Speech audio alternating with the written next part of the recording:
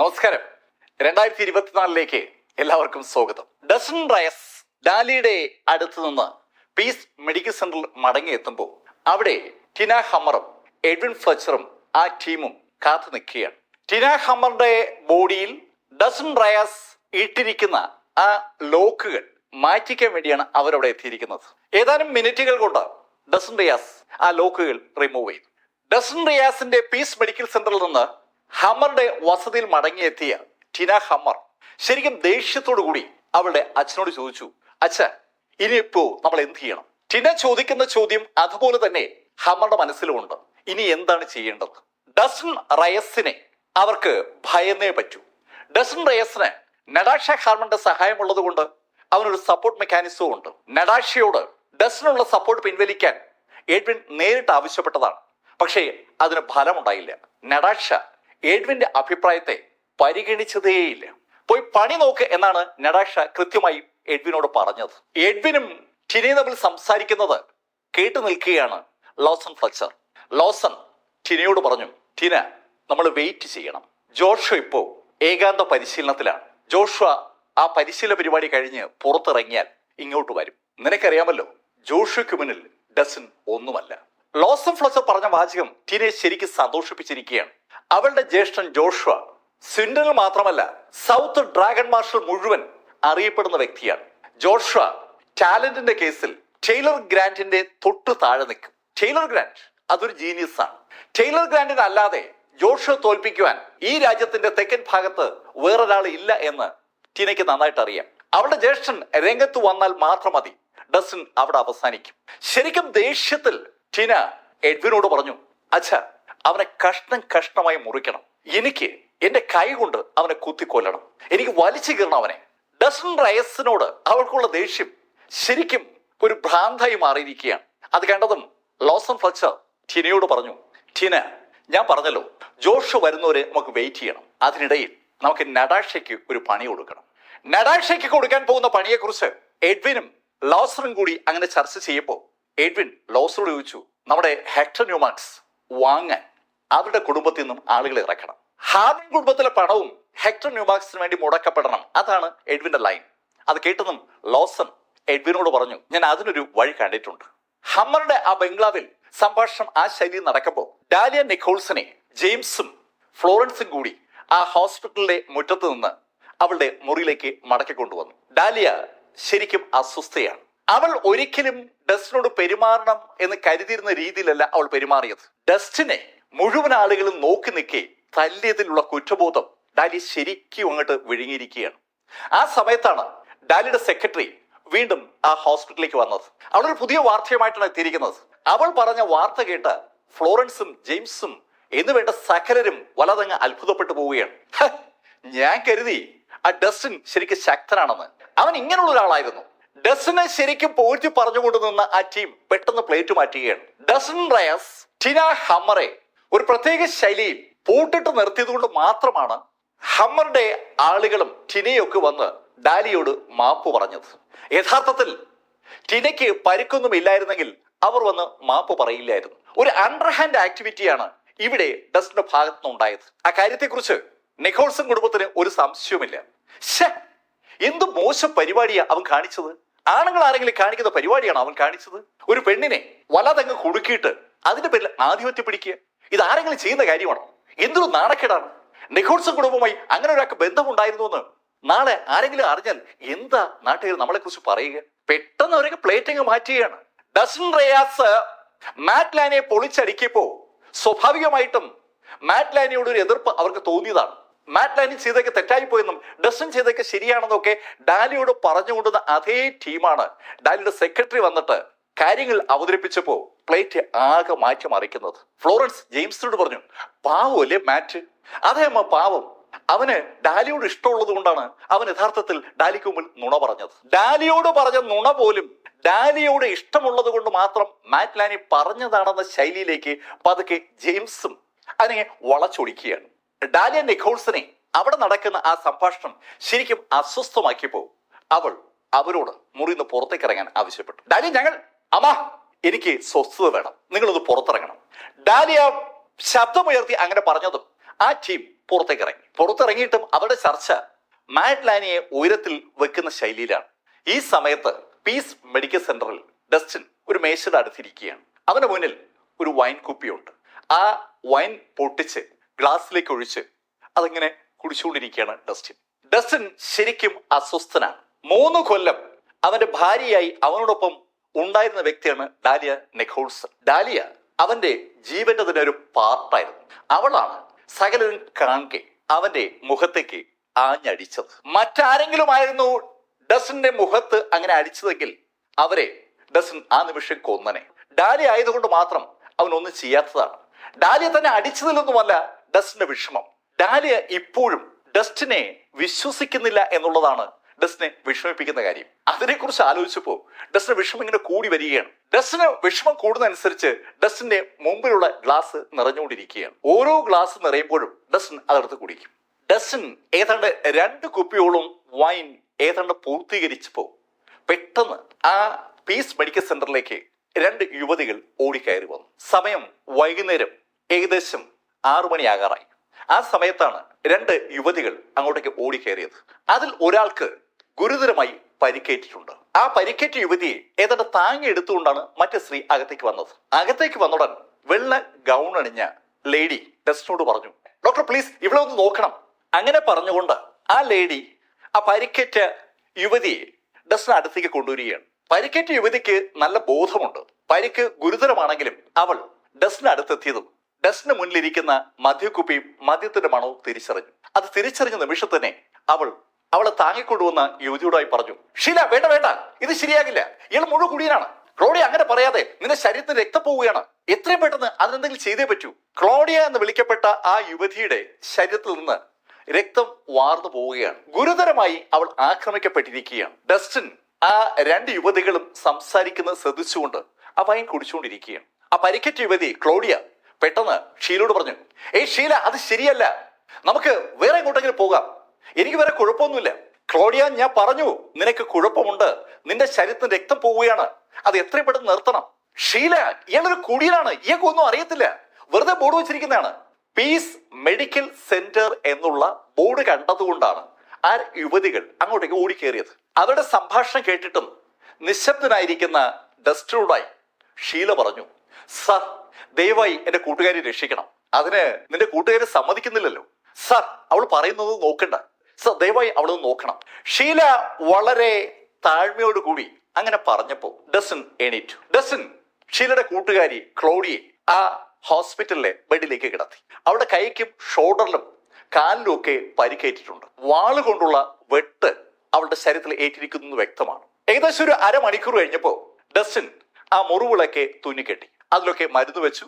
ഒരു പരുവത്തിൽ അവൾ ഡ്രസ് ചെയ്ത് കഴിഞ്ഞപ്പോ ഡസ്റ്റിൻ ഷീല എന്ന് വിളിക്കപ്പെട്ട യുവതിയോട് ചോദിച്ചു, ആരാ നിങ്ങൾ? സർ, എന്റെ പേര് ഷീല മറയെന്നാണ്. ഷീല മറ അങ്ങനെ പറഞ്ഞതും ഡസ്റ്റിൻ ഒരു പ്രിസ്ക്രിപ്ഷൻ എഴുതി ഷീലയുടെ കയ്യിലേക്ക് കൊടുത്തു. ഡസ്റ്റിന്റെ കയ്യിൽ നിന്ന് ഷീല ആ പ്രിസ്ക്രിപ്ഷൻ വാങ്ങിച്ചപ്പോ ഡസ്റ്റിന്റെ കൈ ഷീലയുടെ കയ്യിലൊന്ന് തൊട്ടു. ഷീലയുടെ കയ്യിൽ ഡസ്റ്റിന്റെ കൈ തൊട്ടതും പെട്ടെന്ന് ഡസ്റ്റിൻ ഷീലയുടെ കൈ ഒന്ന് പിടിച്ചു. ഷീലയുടെ കയ്യിൽ ഡസ്റ്റിൻ പിടിക്കുന്ന കണ്ടതും ബെഡിൽ കിടക്കുകയായിരുന്ന ക്ലോഡിയ ബെഡിൽ കിടന്നുകൊണ്ടിനെ ഉറക്കെ അലറി ഡസ്റ്റിനോട് പറയുകയാണ്, ഇടോടാ കൈ വിടടാ. പെട്ടെന്ന് ഡസ്റ്റിൻ കൈയെടുത്തെങ്കിലും ഡസ്റ്റിൻ ഷീലയോട് ചോദിച്ചു, ഏയ് ഷീല, നിനക്ക് സ്ഥിരമായി എന്തെങ്കിലും അസുഖം വരാറുണ്ടോ?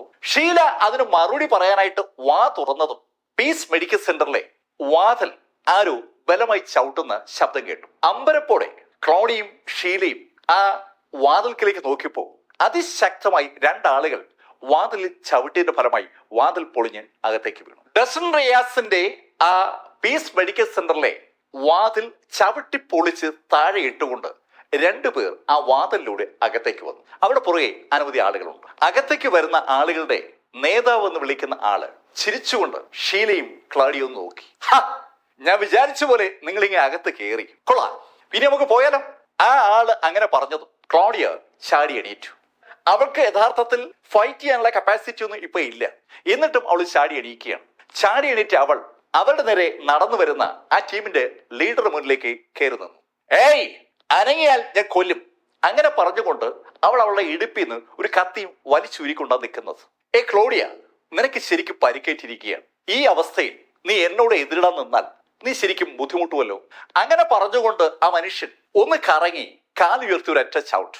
എന്താണ് സംഭവിക്കുന്നതെന്ന് ക്ലോഡിയക്ക് മനസ്സിലാകുമ്പോ ക്ലോഡിയ തെറിച്ച് ആ ആശുപത്രി ബെഡിലേക്ക് ചെന്ന് ഇടിച്ച് വീഴുകയാണ്. ബെഡിൽ ഇടിച്ചു വീണ ക്ലോഡിയ വീണ്ടും ചാടി എണീറ്റു. ഒരു ഈറ്റപ്പുലി പോലെ അവൾ പെട്ടെന്ന് കത്തി ഉയർത്തി മുന്നോട്ട് ചാടി. അത് കണ്ടതും ഷീല അവളെ ആക്രമിക്കാമെന്ന ആളുകളോടായി പറഞ്ഞു, ഹലോ തോർ, പ്ലീസ് പ്ലീസ് അവളെ ഒന്നും ചെയ്യരുത്, അവളെ മാത്രമല്ല ഈ മനുഷ്യനെ ഒന്നും ചെയ്യരുത്. ഡസ്റ്റിൻ റയസിനെ ചൂണ്ടിയാണ് ഷീല അങ്ങനെ പറഞ്ഞത്. ഷീല, നീ അങ്ങനെ പറഞ്ഞാൽ നമ്മൾ എന്ത് ചെയ്യും? തോർ, നിങ്ങൾക്ക് ആവശ്യമുള്ളത് എന്നെയല്ലേ? ഞാൻ എന്തായാലും നിന്നോടൊപ്പം വരാം. എനിക്ക് ഉറപ്പാണ് നീ എന്നെ ഒന്നും ചെയ്യില്ല. ഷീല മറേ പറഞ്ഞ വാചകത്തിന്റെ അർത്ഥം തോർ എന്ന് വിളിക്കപ്പെട്ട ആ വ്യക്തിക്കും വ്യക്തമായിട്ട് അറിയാം. അയാൾ ഷീലയെ ഒന്നും ചെയ്യില്ല. ഷീലയെ പിടിച്ചുകൊണ്ട് ചെല്ലാനാണ് അയാളോട് ആവശ്യപ്പെട്ടിരിക്കുന്നത്. അതുകൊണ്ട് തന്നെ അയാൾ ആ കാര്യം കൃത്യമായി ചെയ്യും. പക്ഷേ ക്ലോഡിയയും ആ മുറിയിലുള്ള ആ ചെറുപ്പക്കാരനെയും വെറുതെ വിടണമെന്ന് ഷീല പറഞ്ഞപ്പോൾ തോറിന് ലേശം ഒരു ബുദ്ധിമുട്ട്. ഷീല, നിന്നെ ഞാൻ ഒന്നും ചെയ്യില്ല എന്നത് സത്യമാണ്, പക്ഷേ അതുപോലെ മറ്റുള്ളവരോട് പെരുമാറാൻ എനിക്ക് പറ്റില്ല. നോക്ക് തോർ, ഞാൻ പറയേണ്ടത് പറഞ്ഞു. ഷീല, നീ എന്തു പറഞ്ഞാലും ശരി, എനിക്ക് ഇവിടെ തീർക്കാതെ ഇവിടെ പോകാൻ പറ്റില്ല. അങ്ങനെ തോറ് പറഞ്ഞതും ഷീല പെട്ടെന്ന് ക്ലോഡിയുടെ കയ്യിൽ നിന്ന് കത്തി പിടിച്ചു വാങ്ങുകയാണ്. ആ പിടിച്ചു വാങ്ങിയ കത്തി ഷീല സ്വയം അവിടെ കഴുത്തിലോട്ട് ചേർത്ത് വെച്ചു. തോർ, ഇനി അനങ്ങിയാൽ ഞാൻ എന്റെ കഴുത്ത് അറക്കും. ഷീല മറയുടെ ആ വാക്കുകൾ തോറിന് ലേശൊരു ബുദ്ധിമുട്ടുണ്ടാക്കി. കഴുത്തിലേക്ക് തന്നെ കത്തി ചേർത്ത് പിടിച്ചിരിക്കുന്ന ഷീല പറയുന്നത് പോലെ ചെയ്യാൻ സാധ്യതയുണ്ടെന്ന് ഒരു തോന്നൽ അത് കണ്ടപ്പോ തോറിനുണ്ടായി. തോറ് ഷീലയോട് പറഞ്ഞു, ഓക്കെ ഷീല, ഓക്കെ, ഞാൻ അവര് വെറുതെ വിടാം. ക്ലോഡിയ എന്ന് വിളിക്കപ്പെട്ട ആ യുവതിയെയും ഡസ്റ്റിനെയും വെറുതെ വിടാമെന്ന് തോറ് പറഞ്ഞപ്പോ ഷീല അവർക്കൊപ്പം നടന്നു തുടങ്ങി. ഷീല അവർക്കൊപ്പം ഏതാണ്ട് ഒരു 3-4 സ്റ്റെപ്പ് നടന്നു കാണും. അപ്പോ ഒരു ശബ്ദം, ഹലോ, അങ്ങനെ പോയാലോ? ശബ്ദം കേട്ട് ഷീലയ്ക്കൊപ്പമുള്ള ആളുകളും ഷീലയൊക്കെ തിരിഞ്ഞു നോക്കുകയാണ്. ഡസ്റ്റിനാണ് സംസാരിക്കുന്നത്. ഡസ്റ്റിൻ റയസ് അവരോട് പറഞ്ഞു, ഹലോ, ഈ വാതിലൊക്കെ അടിച്ചു പൊളിച്ച് ഈ ഫർണിച്ചറൊക്കെ നശിപ്പിച്ചിട്ട് നിങ്ങൾ അങ്ങനെ പോയാൽ അതെങ്ങനെ ശരിയാകും? അല്ല, നിങ്ങൾ എന്തായി പറയുന്നേ? ഞാനേ പറഞ്ഞ കാര്യം മനസ്സിലായില്ലേ? ഇതിന് നഷ്ടപരിഹാരം നൽകിയിട്ട് പോയാൽ മതിയെന്ന്. നഷ്ടപരിഹാരം നൽകാനോ നിനക്കാ? ഡസ്റ്റിൻ റയസിന്റെ ചോദ്യം കേട്ടപ്പോ ആ ഗുണ്ടകൾക്ക് അങ്ങനെ ഒരു അതിശയമാണ് തോന്നിയെങ്കിൽ വല്ലാത്തൊരു അമ്പരപ്പാണ് ക്ലാഡിയയ്ക്കും ഷീലയ്ക്കും ഉള്ളത്. ക്ലാഡിയ ഉറക്കെ ഡസ്റ്റിനോട് പറഞ്ഞു, എടാ മണ്ട, ജീവൻ രക്ഷിക്കാൻ നോക്കടാ, നഷ്ടപരിഹാരം ചോദിച്ചിറങ്ങിയിരിക്കുന്നു. ആ സമയത്ത് ഷീല ഇടപെട്ടില്ലായിരുന്നുവെങ്കിൽ ഡസ്റ്റിനെ ആ ഗുണ്ടകൾ കൊല്ലുമായിരുന്നു എന്നുള്ള കാര്യം ക്ലോഡിക്ക് ഉറപ്പാണ്. ജീവൻ പോലും അപകടത്തിലായിരിക്കുന്ന അവസ്ഥയിൽ അവിടെയുള്ള ആ വാതിൽ പൊളിഞ്ഞതിനും തകർന്ന ഫർണിച്ചറിനൊക്കെ ഡസ്റ്റിൻ നഷ്ടപരിഹാരം ചോദിക്കുക. അത് കണ്ടുകൊണ്ടാണ് ക്ലോഡിയ എന്നത് പൊട്ടിത്തെറിച്ച് ഡസ്റ്റിനോട് അങ്ങനെ പറഞ്ഞത്. ഡസ്റ്റിൻ ക്ലോഡിയ മൈൻഡ് ചെയ്യാതെ ആ നേതാവിനോട് പറഞ്ഞു, ഹലോ, നിങ്ങളെ നഷ്ടപരിഹാരം നൽകാതെ ഇവിടുന്ന് പോവില്ല. ഡസ്റ്റിൻ റിയാസിന്റെ ആ വാചകം ഒരു സിമ്പിൾ വാചകമാണ്, നിങ്ങൾ നഷ്ടപരിഹാരം നൽകാതെ ഇവിടുന്ന് പോകില്ല. നേതാവും നേതാവിന്റെ അനുചരന്മാരും ആ വാചകം പറഞ്ഞ ആ ചെറുപ്പക്കാരനെ ഒന്ന് സൂക്ഷിച്ചു നോക്കി. ഡസ്റ്റിനെ തന്നെ സൂക്ഷിച്ചു നോക്കിക്കൊണ്ടിരിക്കുന്ന അവരുടെ മുഖത്ത് സാവധാനം ഒരു പുഞ്ചിരി വിരിയുകയാണ്. ശരിക്കും ഒരു തമാശ ആസ്വദിക്കുന്ന ഒരു മൈൻഡ് സെറ്റിലേക്ക് അവർ കടക്കുകയാണ്. ചിരിച്ചുകൊണ്ട് ആ നേതാവ് എന്ന് വിളിക്കപ്പെട്ട തോർ അയാളുടെ പുറകിൽ നിൽക്കുന്ന അനുചരന്മാരോട് പറഞ്ഞു, അവരെ നഷ്ടപരിഹാരം വേണമെന്ന് നിങ്ങളിങ്ങ് കൊടുത്തേക്ക്. തോർ ഉദ്ദേശിക്കുന്നത് കൃത്യമായിട്ട് അവന്മാർക്ക് മനസ്സിലായി. അവന്മാർ സന്തോഷത്തോടു കൂടി പെട്ടെന്ന് മുന്നോട്ട് നീങ്ങുകയാണ്. സാധാരണഗതിയിൽ ഒരു ഫൈറ്റ് സീനിലേക്ക് അവർ വരുമ്പോഴല്ല വരുന്നത്, കൂളായിട്ട് വരികയാണ്. ഡസ്റ്റിന് ഒരു ചീള് കേസാണ്, ഡസ്റ്റിനെ ഒരു അടി കൊടുത്ത് ഇരുത്തി കളയാന്നുള്ള ആ ശല്യം വരുന്നത്. ഡസ്റ്റിന്റെ 2 കാലിൽ തല്ലി ഓടിക്കാന്നുള്ള ഉദ്ദേശം മാത്രമേ അവർക്കുള്ളൂ, അല്ലാതെ ഡസ്റ്റിനെ കൊല്ലാനൊന്നും അവർ ഉദ്ദേശിക്കുന്നില്ല. നടന്നു വരുമ്പോ ആ നേതാവിന്റെ കൂട്ടത്തിൽപ്പെട്ട ഒരാള് ഡസ്റ്റിനോട് പറയുകയും ചെയ്തു, എടോ പേടിക്കൊന്നും വേണ്ട, നഷ്ടപരിഹാരമായിട്ട് ഞങ്ങൾ ഒരു കാര്യം ചെയ്യാം, നിന്റെ കാലുടങ്ങ് തല്ലി ഓടിക്കുക. ഡസ്റ്റിൻ ചോദിച്ച നഷ്ടപരിഹാരം ആ ശൈലി കൊടുക്കാമെന്നാണ് ആ അനുയായി ഡസ്റ്റിനോട് പറഞ്ഞത്. പക്ഷെ ഡസ്റ്റിന്റെ മൈൻഡ് സെറ്റ് ലേശ കുഴപ്പത്തിലായിരുന്നുകൊണ്ടാണോ അവന്മാർ മുന്നോട്ട് നീങ്ങിയതും പെട്ടെന്ന് അവന്മാരൊക്കെ നിന്നുപോയി. ആ നേതാവ് ഒഴികെയുള്ള മുഴുവൻ ആളുകളും നിന്ന സ്ഥലത്ത് തന്നെ നിൽക്കുകയാണ്. നേതാവായ തോറ് ഏതാനും സെക്കൻഡ് കഴിഞ്ഞിട്ടും പുറകിൽ നിന്ന് ആളുകളാരും വരുന്നില്ലെന്ന് കണ്ടപ്പോൾ ഒന്ന് തിരിഞ്ഞു നോക്കി. തോറ് തിരിഞ്ഞു നോക്കുമ്പോൾ അയാൾക്ക് വിശ്വസിക്കാനാവാത്ത ഒരു കാഴ്ചയാണ് അയാൾ കാണുന്നത്. അയാളുടെ കൂടെയുള്ള ആളുകളൊക്കെ നിന്ന സ്ഥലത്ത് അങ്ങനെ തന്നെ നിൽക്കുകയാണ്. ഏതാണ്ട് അവരൊക്കെ നിശ്ചലരാണ്. എന്താണ് സംഭവിച്ചതെന്ന് തോറും ഒരു പിടിയില്ല. അതേ അമ്പരപ്പ് ക്ലോഡിയയ്ക്കും ഉണ്ട്. ക്ലോഡിയ പക്ഷെ എന്താണ് സംഭവിച്ചത് കണ്ടിരുന്നു, ഷീലയും കണ്ടിരുന്നു. ഡസ്റ്റിന് നേരെ നടന്നു വരികയായിരുന്ന ആ ചെറുപ്പക്കാരൻ നേരെ ഡസ്റ്റിൻ കൈ ഒന്ന് അനക്കുന്നത് ക്ലോഡിയ കണ്ടു. ഡസ്റ്റിന്റെ കൈ ഒന്ന് അനങ്ങിയപ്പോ ഡസ്റ്റിന്റെ കൈയുടെ സ്ലീവ്സിനകത്ത് നിന്ന് കുറച്ച് നീഡിൽസ് മുന്നോട്ട് പായുന്നത് ക്ലോഡിയ വ്യക്തമായി കണ്ടതാണ്. വളരെ കൃത്യതയോടു കൂടി റിമോട്ട് ഉപയോഗിച്ച് നമ്മൾ ഒരു പോയിന്റിലേക്ക് ഒരു സാധനം അയക്കും പോലെ ഡസ്റ്റിന്റെ കയ്യിൽ നിന്ന് ആ നീഡിലുകൾ കറക്റ്റ് ആ ആളുകളുടെ കഴുത്തിലേക്ക് തന്നെ പതിച്ചു. കഴുത്തിൽ നീഡിൽ തറച്ചു കയറിയതും ആ ചെറുപ്പക്കാരൻ നിന്ന സ്ഥലത്ത് നിന്ന് നിൽക്കുകയാണ്. കറക്റ്റ് ഒരു പോയിന്റ് ലക്ഷ്യമാക്കിയാണ് ഡസ്റ്റിൻ ആ നീഡിലുകൾ പായിച്ചിരിക്കുന്നത്. അമ്പരപ്പിക്കുന്ന കൃത്യതയിലാണ് ഡസ്റ്റിൻ ആ നീഡിലുകൾ പായിച്ചത്. ഷീല മറേ ഡസ്റ്റിന് വളരെ അടുത്താണ്. അവൾ ആ കാഴ്ച വ്യക്തമായി കണ്ടു. ഡസ്റ്റിന്റെ കയ്യിൽ നിന്ന് നീഡിലുകൾ തെറിക്കുന്നതും അവളുടെ മുൻവശത്തുണ്ടായിരുന്ന ആ ഗുണ്ടകൾ നിശ്ചലരാകുന്നതും അവളുടെ കണ്ണുകൊണ്ട് കണ്ടതാണ്. സ്ട്രക്കായി നിൽക്കുന്ന അയാളുടെ അനുയായികളെ അമ്പരപ്പോട് നോക്കിയ തോറ് ഒരു നിമിഷം കൊണ്ട് ബോധത്തിലേക്ക് മടങ്ങി വരികയും അയാളുടെ വാൾ വലിച്ചൂരി ഡസ്റ്റിനെ ആഞ്ഞു വെട്ടുകയും ചെയ്തു. ഡസ്റ്റിനെ ഒറ്റ വെട്ടിനെ കൊല്ലാനുള്ള ദേഷ്യം തോറിനുണ്ടായിരുന്നു. പക്ഷേ തോറ് വിചാരിച്ചല്ല സംഭവിച്ചത്. ഡസ്റ്റിനെ വെട്ടിയതും ഡസ്റ്റിനെ ആ വാളിലേക്ക് ഇടിച്ചു നോക്കിയ ഒരേ നിമിഷത്തിലാണ്. ആ വാള് തകർന്ന് തരിപ്പണമായെന്ന് മാത്രമല്ല, തോറ് തെറിച്ച് ക്ലോഡിയുടെ അടുത്തുള്ള ഒരു മേശയിലിടിച്ച് താഴേക്ക് വീഴുകയും ചെയ്തു. താഴേക്ക് വീണ തോറിന്റെ വായി കൂടി രക്തവും വരുന്നുണ്ട്. എന്താണ് സംഭവിച്ചതെന്ന് തോറിന് മനസ്സിലായിട്ടേ ഇല്ല. അവൻ സർവശക്തിയെടുത്ത് ഡസ്റ്റിനെ വെട്ടിയതാണ്. പക്ഷേ അവന്റെ ആ വാളിന്റെ വേഗതയേക്കാൾ വേഗത്തിൽ ഡസ്റ്റിൻ ആ വാളിലേക്ക് തന്നെ ഇടിക്കുകയും ആ ഇടിയുടെ ആഘാതം വാളും കിടന്ന് അവന്റെ ബോഡിയിൽ കൊള്ളുകയായിരുന്നു. ടേബിളിൽ ഇടിച്ച് താഴേക്ക് വീണ തോറിന്റെ ബോധം ഒരു നിമിഷം പോയെങ്കിലും പെട്ടെന്ന് അവൻ സ്വബോധത്തിലേക്ക് വന്നു. പക്ഷെ ആ നിമിഷത്തിൽ അവന്റെ നെഞ്ചിൽ ഡസ്റ്റിന്റെ കാല് ആഞ്ഞൊന്ന് പതിച്ചു. ഒരു കുടം രക്തം കൂടി തോറിന്റെ വായിന്ന് പുറത്തേക്ക് വന്നു. ഈ കാഴ്ച അവർക്ക് വളരെ അടുത്ത് നിൽക്കുന്ന ക്ലോഡിയ വ്യക്തമായി കണ്ടു. ഒരു മുഴുകുടിയനായ ഡോക്ടർ അങ്ങനെയാണ് ഡസ്റ്റിനെ തുടക്കത്തിൽ ക്ലോഡിയ വിലയിരുത്തിയത്. പക്ഷെ ഇപ്പൊ അയാൾക്ക് മറ്റു ചില കാര്യങ്ങൾ കൂടി അറിയാമെന്ന് ക്ലോഡിക്ക് വ്യക്തമായിരിക്കുകയാണ്. രക്തം ഛർദ്ദിച്ച തോറിന്റെ കഴുത്തിൽ പിടിച്ച് ഡസ്റ്റിൻ പൊക്കിയെടുത്തു. അവനെ അങ്ങനെ തന്നെ പൊക്കിയെടുത്ത് തൊട്ടടുത്തുള്ള ആ ആശുപത്രിയിലെ ബെഡിന്റെ മുകളിൽ കൊണ്ടിരുത്തി. ഡസ്റ്റിൻ അവനോട് ചോദിച്ചു, ആരാ നീ? നിന്നെ ആരാ ഇങ്ങോട്ട് അയച്ചത്? ആരാണ് ഇവരെ ഫോളോ ചെയ്യാൻ നിന്നെ ഏർപ്പാടാക്കിയത്? ഡസ്റ്റിന്റെ ചോദ്യങ്ങൾ കേട്ടതും ക്ലോഡിയും ഷീലയും തോറിന്റെ അടുത്തേക്ക് വന്നു. അവരും അതേ ചോദ്യം ആവർത്തിച്ചു. ഡസ്റ്റിന്റെയും ഷീലയുടെയും ക്ലോഡിയുടെയും ചോദ്യം കേട്ടതും തോറ് ഡസ്റ്റിനോട് പറഞ്ഞു, അതിന് ഉത്തരം ഞാൻ പറഞ്ഞാൽ എന്നെ അവർ കൊല്ലും. നിന്നെ ആര് കൊല്ലുമെന്നാ പറഞ്ഞത്? ഡസ്റ്റിന് ആ ചോദ്യം ചോദിച്ചതും തോറ് അവന്റെ വയറൊന്ന് പൊത്തിപ്പിടിച്ചു. അവന്റെ വയറിൽ ശരിക്കും വേദന അനുഭവപ്പെടും പോലെ അവന് തോന്നിയത് കൊണ്ടാണ് അവൻ പൊത്തിപ്പിടിച്ചത്.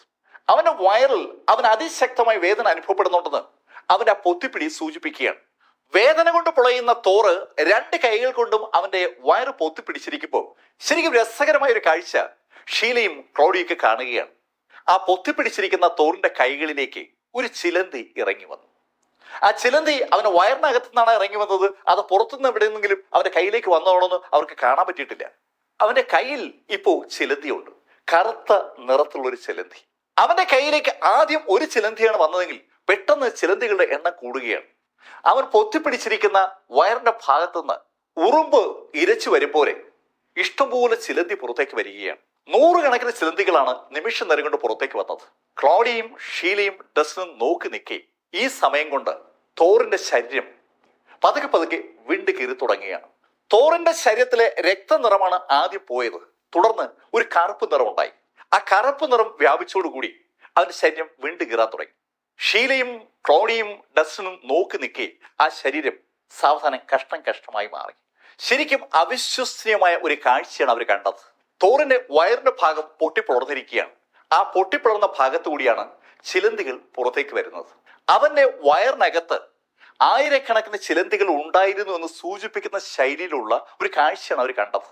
ഏതാനും മിനിറ്റുകൾ കഴിഞ്ഞപ്പോൾ തോറെന്ന വ്യക്തി അവിടെ ഉണ്ടായിരുന്നു എന്ന് സൂചന പോലും തരാത്ത ശൈലിയിൽ ആ ചിലന്തികൾ സാവധാനം അവന്റെ ബോഡി കഴിച്ചു തുടങ്ങുകയാണ്. ഒരു അവിശ്വസനീയമായ കാഴ്ച അവർ കാണുകയാണ്. ഷീലയും ക്ലോഡിയും അവർ പോലും അറിയാതെ കുറച്ച് പുറകോട്ട് ഓടി മാറിയായിരുന്നു. അവർക്ക് കണ്ണുകൾ പിൻവലിക്കാൻ കഴിയുന്നില്ല. തോറുന്ന വ്യക്തി ഏതാനും മിനിറ്റുകൾ കഴിഞ്ഞപ്പോൾ ഭൂമിയിൽ നിന്ന് ഏതാണ്ട് അപ്രത്യക്ഷമായിരിക്കുകയാണ്. അവന്റെ ബോഡിയുടെ പാർട്സ് പോലും അവിടെയില്ല. കുറച്ച് എല്ലും കഷ്ണങ്ങൾ മാത്രം അവിടെ കിടപ്പുണ്ട്. ശരിക്കും അമ്പരപ്പോടുകൂടി ഷീലയും ക്ലോഡിയും ആ കാഴ്ച കണ്ടുകൊണ്ട് നിൽക്കേ ഡസ്റ്റിൻ ഷീലയോട് വീണ്ടും ആ ചോദ്യം ചോദിച്ചു. മിസ് ഷീല, ഞാൻ ചോദിച്ചതിന് ഉത്തരം പറഞ്ഞില്ല. നിങ്ങൾക്ക് സ്ഥിരമായിട്ട് ഒരു അസുഖം വരാറുണ്ടല്ലേ? ഷീല മറുപടി പറയാനായിട്ട് വീണ്ടും വാ തുറന്നതും ആ മുറിയിലേക്ക് ഒരു ചെറുപ്പക്കാരനും 3 ആളുകളും ഓടിക്കയറി വന്നു. ഏയ് ഷീല, കുഴപ്പമൊന്നുമില്ലല്ലോ, അങ്ങനെ ചോദിച്ചുകൊണ്ട് അയാൾ വന്നത്. അയാളെ കണ്ടതും ക്ലോഡിയ സന്തോഷത്തോടെ അയാൾ പറഞ്ഞു, സേവിയർ സമയത്ത് വന്ന നന്നായി. ക്ലോഡിയ അങ്ങനെ പറഞ്ഞതും ഷീല സേവിയറോട് പറഞ്ഞു, ഇത് ഡസ്റ്റിനാണ് ക്ലോഡിയെ രക്ഷിച്ചത്. ഡസ്റ്റിൻ ഉള്ളത് കൊണ്ട് നമുക്ക് വലിയ കുഴപ്പമൊന്നും പറ്റിയില്ല. അങ്ങനെ പറഞ്ഞതിന് ശേഷം ഷീല ഡസ്റ്റിന് അടുത്തേക്ക് വന്ന് വളരെ കാര്യമായി ഡസ്റ്റിനോട് പറഞ്ഞു, താങ്ക് യു ഡോക്ടർ. ഷീല വളരെ അടുപ്പത്തോടെ ഡസ്റ്റിനോട് സംസാരിക്കുമ്പോൾ അകത്തേക്ക് വന്ന സേവിയർ എന്ന് വിളിക്കപ്പെട്ട ചെറുപ്പക്കാരൻ ലേശം അസ്വസ്ഥതയോടുകൂടിയാണ് ആ രംഗം കണ്ടത്. അവനങ്ങോട്ട് ആ രംഗം ഇഷ്ടമാകുന്നില്ല. ഷീല മറേ സുന്ദരനായ ഒരു ചെറുപ്പക്കാരനോട് അങ്ങനെ സംസാരിച്ചുകൊണ്ടിരിക്കുന്നത് കണ്ടു നിൽക്കാനുള്ള ഒരു ത്രാണി അവനില്ലെന്ന് തോന്നുന്നു. അവൻ ഉറക്കെ ഷീലയോട് പറഞ്ഞു, ഷീല നമുക്ക് പോവാം. പെട്ടെന്ന് തന്നെ ഷീലയും ക്ലോഡിയും കൊണ്ട് അവൻ അവിടുന്ന് പുറത്തേക്ക് ഇറങ്ങി. അവൻ പുറത്തേക്ക് ഇറങ്ങുമ്പോൾ ഡസ്റ്റിനെ അവനൊന്ന് സൂക്ഷിച്ചു നോക്കി. സേവിയർക്കൊപ്പം വന്ന ആളുകൾ തോറിന്റെ അനുയായികളെ മുഴുവൻ അവിടുന്ന് പൊക്കി എടുത്തുകൊണ്ടാണ് പുറത്തേക്ക് പോയത്. അവർ മുഴുവൻ പോയി കഴിഞ്ഞപ്പോൾ ഡസ്റ്റിൻ അവന്റെ ആ മുറി വൃത്തിയാക്കാൻ ആരംഭിച്ചു. ഫർണിച്ചർ പലതും തകർന്നു കിടക്കുകയാണ്. വാതിൽ രണ്ടും പൊളിഞ്ഞ് താഴെ വീണിട്ടുണ്ട്. അതൊക്കെ ശരിയാക്കി എടുക്കാനുള്ള ഒരു നടപടിയിലേക്ക് ഡസ്റ്റിൻ കടന്നു. അന്നത്തെ വൈകുന്നേരം മുഴുവൻ ഡസ്റ്റിന്റെ ജോലി അത് വൃത്തിയാക്കലാണ്. ഡസ്റ്റിനെ സഹായിക്കാനായിട്ട് പീസ് മെഡിക്കൽ സെന്ററിൽ ഡസ്റ്റിനൊപ്പമുള്ള ജോർജ് കൂടിയിട്ടുണ്ട്. അവർ രണ്ടുപേരും കൂടി ആ സംഭവങ്ങളൊക്കെ ഏതാണ്ട് നേരം വെളുക്കാറായപ്പോൾ ശരിയാക്കി എടുത്തു. പിറ്റേ ദിവസം രാവിലെ 9 മണി ഡസ്റ്റിൻ റയസ് പീസ് മെഡിക്കൽ സെന്ററിൽ അയാളുടെ മേശയ്ക്കടുത്തിരുന്ന് എന്തോ വായിച്ചുകൊണ്ടിരിക്കുകയാണ്. അപ്പോഴാണ് ഹണ്ടർ ആൻഡേഴ്സൺ കടന്നു വരുന്നത്. ഹണ്ടർ ആൻഡേഴ്സൺ ശരിക്കും സന്തോഷത്തിലാണ്. ഹണ്ടർ ആൻഡേഴ്സനെ കണ്ടപ്പോൾ ഡസ്റ്റിന് സന്തോഷമായി. എന്താ മിസ്റ്റർ ആൻഡേഴ്സൺ രാവിലെ തന്നെ എത്തിയിരിക്കുന്നത്? ഡസ്റ്റിൻ, ഒരു കാര്യമുണ്ട്. എന്താ കാര്യം? ഡസ്റ്റിൻ ആ ഗോസ്ട്രാബെറിക്ക് വേണ്ടി കാത്തിരിക്കുകയില്ലേ? അതെ അതെ, ഗോസ്ട്രാബെറി എവിടെയുണ്ട്? ഡസ്റ്റിൻ, അത് ഉള്ള സ്ഥലം എനിക്കറിയാം. എവിടെയാ ഉള്ളത്? ഡസ്റ്റിൻ, ഇവിടെ മറേ കുടുംബത്തിന്റെ ഒരു വേനൽക്കാല വസതിയുണ്ട്. ആ വസതിയിലേക്ക് ആ റാസ്ട്രാബെറി എത്തിയിരിക്കുകയാണ്. സ്റ്റോൺ വാലിയിൽ നിന്ന് നല്ല വില കൊടുത്ത് അവർ വാങ്ങിച്ചതാണ്. ഗോസ്ട്രാബെറി ബെറി ഐറ്റങ്ങളിൽ ഒരു പ്രത്യേകതയുള്ള ഐറ്റമാണ്. വളരെ വളരെ അപൂർവമാണ് ആ ബെറി ഐറ്റം. അത് ഡസ്റ്റിന് ആവശ്യമുള്ള ഒരു സാധനമാണ്. ഡസ്റ്റിന് ഉണ്ടാക്കാൻ ഉദ്ദേശിക്കുന്ന മരുന്നിന്റെ ഒരു ഇൻഗ്രീഡിയന്റ് ആണ് ആ ബെറി. അത് ഇതാ സ്വിൻഡനിൽ തന്നെയുള്ള മറേ കുടുംബത്തിന്റെ വേനൽക്കാല വസതിയിൽ എത്തിയിരിക്കുന്നു എന്നാണ് ഹണ്ടർ ആൻഡേഴ്സൺ ഡസ്റ്റിനോട് പറഞ്ഞത്. വിവരം കേട്ട ഡസ്റ്റിൻ ശരിക്കും സന്തോഷത്തിലായി. ഡസ്റ്റിൻ ഹണ്ടറോട് ചോദിച്ചു, ഈ മറേ കുടുംബം എന്ന് പറയുമ്പോൾ ആ ഷീലയുടെ? അതെ, അത് തന്നെ. അവിടെ മിസ്റ്റർ കേഡൻ മറയുടെ മകളാണ് ഈ പറഞ്ഞ ഷീല. ഷീല എങ്ങനെ പരിചയം? അത് യാദൃശ്യം ഞാൻ പരിചയപ്പെട്ടതാണ് ഇന്നലെ. എന്തായാലും നന്നായി, നമുക്ക് അവിടെ വരെ ഒന്ന് പോയാലും. കേട്ട മാത്രയിൽ ഡസ്റ്റിനും കൂടെ ഇറങ്ങി. ഏകദേശം ഒരു അരമണിക്കൂർ കഴിഞ്ഞപ്പോൾ ഇതുപോലെ കുന്നിൻ ചെരുവിലുള്ള ഒരു വീട്ടിലേക്ക് ഡസ്റ്റിനും ഹണ്ടർ ആൻഡേഴ്സണും എത്തി. വളരെ മനോഹരമായ ഒരു പ്ലേസ് ആണ്. നല്ല വൃത്തിയുള്ള പ്ലാന്റേഷൻസും പൂന്തോട്ടവും ഒക്കെ ഉള്ള ഒരു നല്ല പ്ലേസ്. മറേ കുടുംബം വല്ലപ്പോഴും ആ ഭാഗത്ത് ഒന്ന് താമസിക്കാറുണ്ട്. അവിടേക്ക് അവര് വരുന്നതിന് ഒരു പ്രത്യേക കാരണമുണ്ട്. കേഡർ മറയുടെ മകളാണ് ഷീല മറേ. കേഡർ മറേ ഒരു മാർഷൽ ആർട്ടിസ്റ്റ് എക്സ്പെർട്ടാണ്. ആർമിയുമായി കണക്ഷനുള്ള വ്യക്തിയാണ്. സൈനിക ഉദ്യോഗസ്ഥനായ കേഡർ മറയുടെ മകൾ ജനിച്ചത് മുതൽ അവൾക്കൊരു അസുഖമുണ്ട്. അവളുടെ ശരീരം പെട്ടെന്ന് തണുത്തു പോകും. തണുത്ത് ശരീരം ഏതാണ്ട് മരവിച്ചു പോലെയാവും. വിരലുകളോ കാലോ മുടിയിഴ പോലും അനങ്ങത്തില്ല. ഐസ് കട്ട പോലെ തണുക്കും. ആ അവസ്ഥയിലൂടെയാണ് ഷീല കഴിഞ്ഞ 20 കൊല്ലവും കടന്നുപോയത്.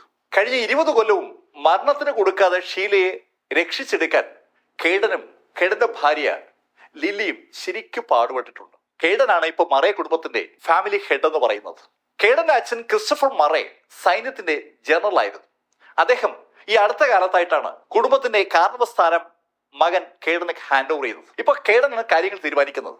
പക്ഷെ കേഡന്റെ മനസ്സിനെ ശരിക്കും വിഷമിപ്പിക്കുന്ന ഒന്ന് ഷീലയുടെ അസുഖമാണ്. ഷീലയുടെ അസുഖം ഭേദമാക്കാനായി ഗോസ്ട്രാബെറിക്ക് കഴിയുമെന്ന് കേട്ടത് കൊണ്ടാണ് അയാൾ ഗോസ്ട്രാബെറി സ്റ്റോൺ വാലി എന്ന് വൻ വില കൊടുത്ത് വാങ്ങിച്ചിരിക്കുന്നത്. ആ ഗോസ്ട്രാബെറി ഇവിടെ സ്വിൻഡനിലെ ഫുൾ ബ്രിഡ്ജ് മാൻഷൻ എന്നറിയപ്പെടുന്ന കേഡൻ ഹൗസിൽ എത്തിയിരിക്കുകയാണ്. അതറിഞ്ഞിട്ടാണ് നമ്മുടെ കഥാനായകൻ ഡസ്റ്റിൻ റയസും അയാളുടെ സുഹൃത്ത് ഹണ്ടർ ആൻഡേഴ്സണും കൂടി അവിടെ എത്തിയത്. അവര് അവിടെ ചെല്ലുമ്പോൾ ലോഞ്ചിൽ സാക്ഷാൽ കേഡൻ മറയുണ്ട്. അയാൾ രാവിലെ ഒരു ചായ കുടിച്ചുകൊണ്ടിരിക്കുമ്പോഴാണ് ഡസ്റ്റിനും ഹണ്ടറും കൂടി ചെല്ലുന്നത്. ചെന്ന് അധികം സമയം കഴിയും മുമ്പ് തന്നെ ഹണ്ടർ ആൻഡേഴ്സൺ കേഡനോട് പറഞ്ഞു, മിസ്റ്റർ മറേ, ഞങ്ങൾ വന്നത് ഒരു കാര്യം ചോദിക്കാനാണ്.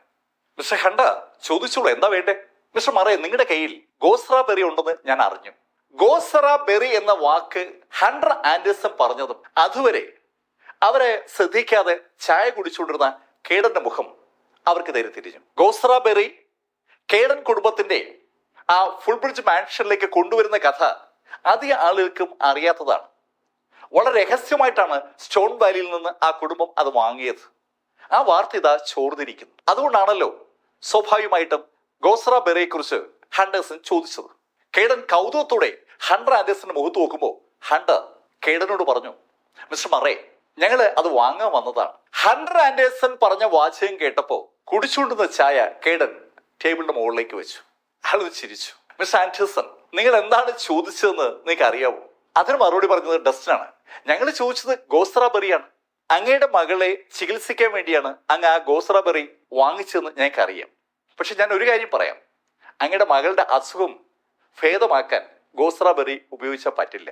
വളരെ വളരെ പ്രതീക്ഷയോട് കൂടിയാണ് വൻ വില കൊടുത്ത് മറേ കുടുംബം സ്റ്റോൺ വാലിയിൽ നിന്ന് ആ ബെറി വാങ്ങിച്ചത്. ഇപ്പൊ ഇതാ രാവിലെ വീട്ടിലേക്ക് വന്നിരിക്കുന്ന ഒരു ചെറുപ്പക്കാരൻ കേഡൻ മറയുടെ മുഖത്ത് നോക്കിക്കൊണ്ട് പറയുകയാണ്, ആ ബെറി അയാളുടെ മകളുടെ ജീവൻ രക്ഷിക്കാൻ പര്യാപ്തമായ ഒന്നല്ല. കേഡൻ മറയ്ക്ക് ആ വാക്കുകൾ കേട്ടപ്പോൾ ശരിക്കും കൊണ്ട് ദേഷ്യം വരികയാണ്. അയാൾ ദേഷ്യം കടിച്ചമർത്തിക്കൊണ്ട് ഡസ്റ്റോട് ചോദിച്ചു, ഏയ്, നിങ്ങൾ വളരെ ചെറുപ്പമാണല്ലോ. നിങ്ങളെ കണ്ടിട്ട് ആ ശരിയിൽ സംസാരിക്കാനുള്ള അറിവ് ഉള്ള ആളായിട്ട് എനിക്ക് തോന്നുന്നില്ല. അതുപോട്ടെ, നിങ്ങൾ മറ്റെന്തെങ്കിലും കാര്യങ്ങൾ വേണമെങ്കിൽ പറയൂ. എന്നാലും ഗോസ്ര ബെറി ഞാൻ ആർക്കും കൊടുക്കുന്നില്ല. സർ, ഞാൻ വീണ്ടും പറയുന്നു, നിങ്ങളുടെ മകളെ ബാധിച്ചിരിക്കുന്ന അസുഖം ചികിത്സിക്കാൻ ആ ബെറി കൊണ്ട് പറ്റില്ല. നിങ്ങളുടെ മകളെ ഞാൻ വേണമെങ്കിൽ ചികിത്സിക്കാം. ഡസ്റ്റിൻ റയാസ് അങ്ങനെ പറഞ്ഞതും കേഡൻ ചാടി എണീറ്റു. എണീക്കണം. അതുവരെ ഡസ്റ്റിനോടും ഹണ്ടർ ആൻഡേഴ്സനോടും ലേശം മയത്തിൽ സംസാരിച്ചുകൊണ്ടിരുന്ന കേഡന്റെ മുഖഭാവം മാറുകയാണ്. അയാൾ ഒരു ജനറലുടെ മകനാണ്. അയാൾ സൈന്യത്തിലെ ഒരു മേജർ കൂടിയാണ്. ശരിക്കും ഉയർന്ന ഉദ്യോഗം വഹിക്കുന്ന ആളാണ്. അയാളുടെ അടുത്ത് വന്നിരുന്നിട്ടാണ് അയാളുടെ മകളെ ചികിത്സിക്കാൻ അയാൾ കൊണ്ടുവന്ന ആ മരുന്നിന് പറ്റില്ലെന്നൊക്കെ ഡസ്റ്റിൻ പറയുന്നത്. നോക്കേ, എന്റെ വീട്ടിലേക്ക് കടന്നു വന്നിട്ട് ഈ ശൈലിയിൽ സംസാരിക്കുന്ന ആളുകളോട് ഞാൻ ഇങ്ങനെയല്ല പെരുമാറേണ്ടത്. ഇന്ന് ഞാൻ നിങ്ങൾ വെറുതെ വിടുകയാണ്. നിങ്ങൾ രണ്ടും വേഗം സ്ഥലം വിട്ടെ.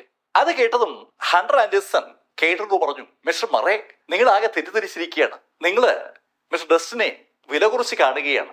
ഡസ്റ്റിൻ വിചാരിച്ചാൽ നിങ്ങളുടെ മകളുടെ അസുഖം ചികിത്സിക്കാൻ പറ്റും, ഭേദമാക്കാൻ പറ്റും. ഏയ്, ഞാൻ ഇനി അധികം സംസാരിക്കുന്നില്ല. നിങ്ങൾ ഇനി ഇവിടെ നിന്നാൽ എനിക്ക് നിങ്ങളെ ജീവനോട് തിരിച്ചയക്കാൻ പറ്റിയെന്ന് വരത്തില്ല. ശരിക്കും ദേഷ്യത്തിലാണ് കേഡൻ ആ വാക്കുകൾ പറഞ്ഞത്. അത് കേട്ടപ്പോ ഹണ്ടർ ആൻഡേഴ്സൺ എന്തോ പറയാൻ തുനിഞ്ഞതാണ്. ഹണ്ടർ ആൻഡേഴ്സന്റെ പുറത്തു തട്ടി ഹണ്ടർ ആൻഡേഴ്സൺ വിലക്കിയിട്ട് ഡസ്റ്റിൻ പോക്കറ്റിൽ നിന്ന് ഒരു ചുവന്ന ഗുളിക എടുത്തു. ഒരു ചുവന്ന നിറത്തിലുള്ള ടാബ്ലറ്റ്, നല്ല ചുവന്ന നിറത്തിലുള്ള ഒരു ടാബ്ലറ്റ്. ആ ടാബ്ലറ്റ് എടുത്ത് ഡസ്റ്റിൻ മേശപ്പുറത്തോട്ട് വെച്ചു. അതിനുശേഷം അയാൾ കേഡനോട് പറഞ്ഞു, ഇന്നലെ യാദൃശ്യവശാൽ നിങ്ങളുടെ മകളെ പരിചയപ്പെടാൻ എനിക്കൊരു അവസരം ഉണ്ടായി. ആ സമയത്ത് അവളുടെ അസുഖത്തെക്കുറിച്ച് എനിക്കൊരു ധാരണ ഉണ്ടായിട്ടുണ്ട്. എന്റെ ധാരണ അനുസരിച്ച് നിങ്ങളുടെ മകളുടെ അസുഖം അധികരിക്കാൻ അധികം സമയമൊന്നും എടുക്കില്ല. നിങ്ങൾക്ക് ചികിത്സിക്കാൻ പറ്റാത്തൊരു സാഹചര്യം ഉണ്ടായാൽ ഈ ഗുളിക ഉപയോഗിക്കുക. പിന്നെ ഒരിക്കൽ കൂടി ഞാൻ പറയുന്നു, നിങ്ങളുടെ മകളുടെ അസുഖം ഭേദമാക്കാൻ ആ ഗോസ്ര ബെറിക്ക് പറ്റില്ല. നെല്ലിക്ക പോലുള്ള ബെറി ഐറ്റംസ് ഇഷ്ടംപോലെയുണ്ട്. ഇതും ആ ശൈലിയിലുള്ള ഒരു ബെറി ഐറ്റമാണ്.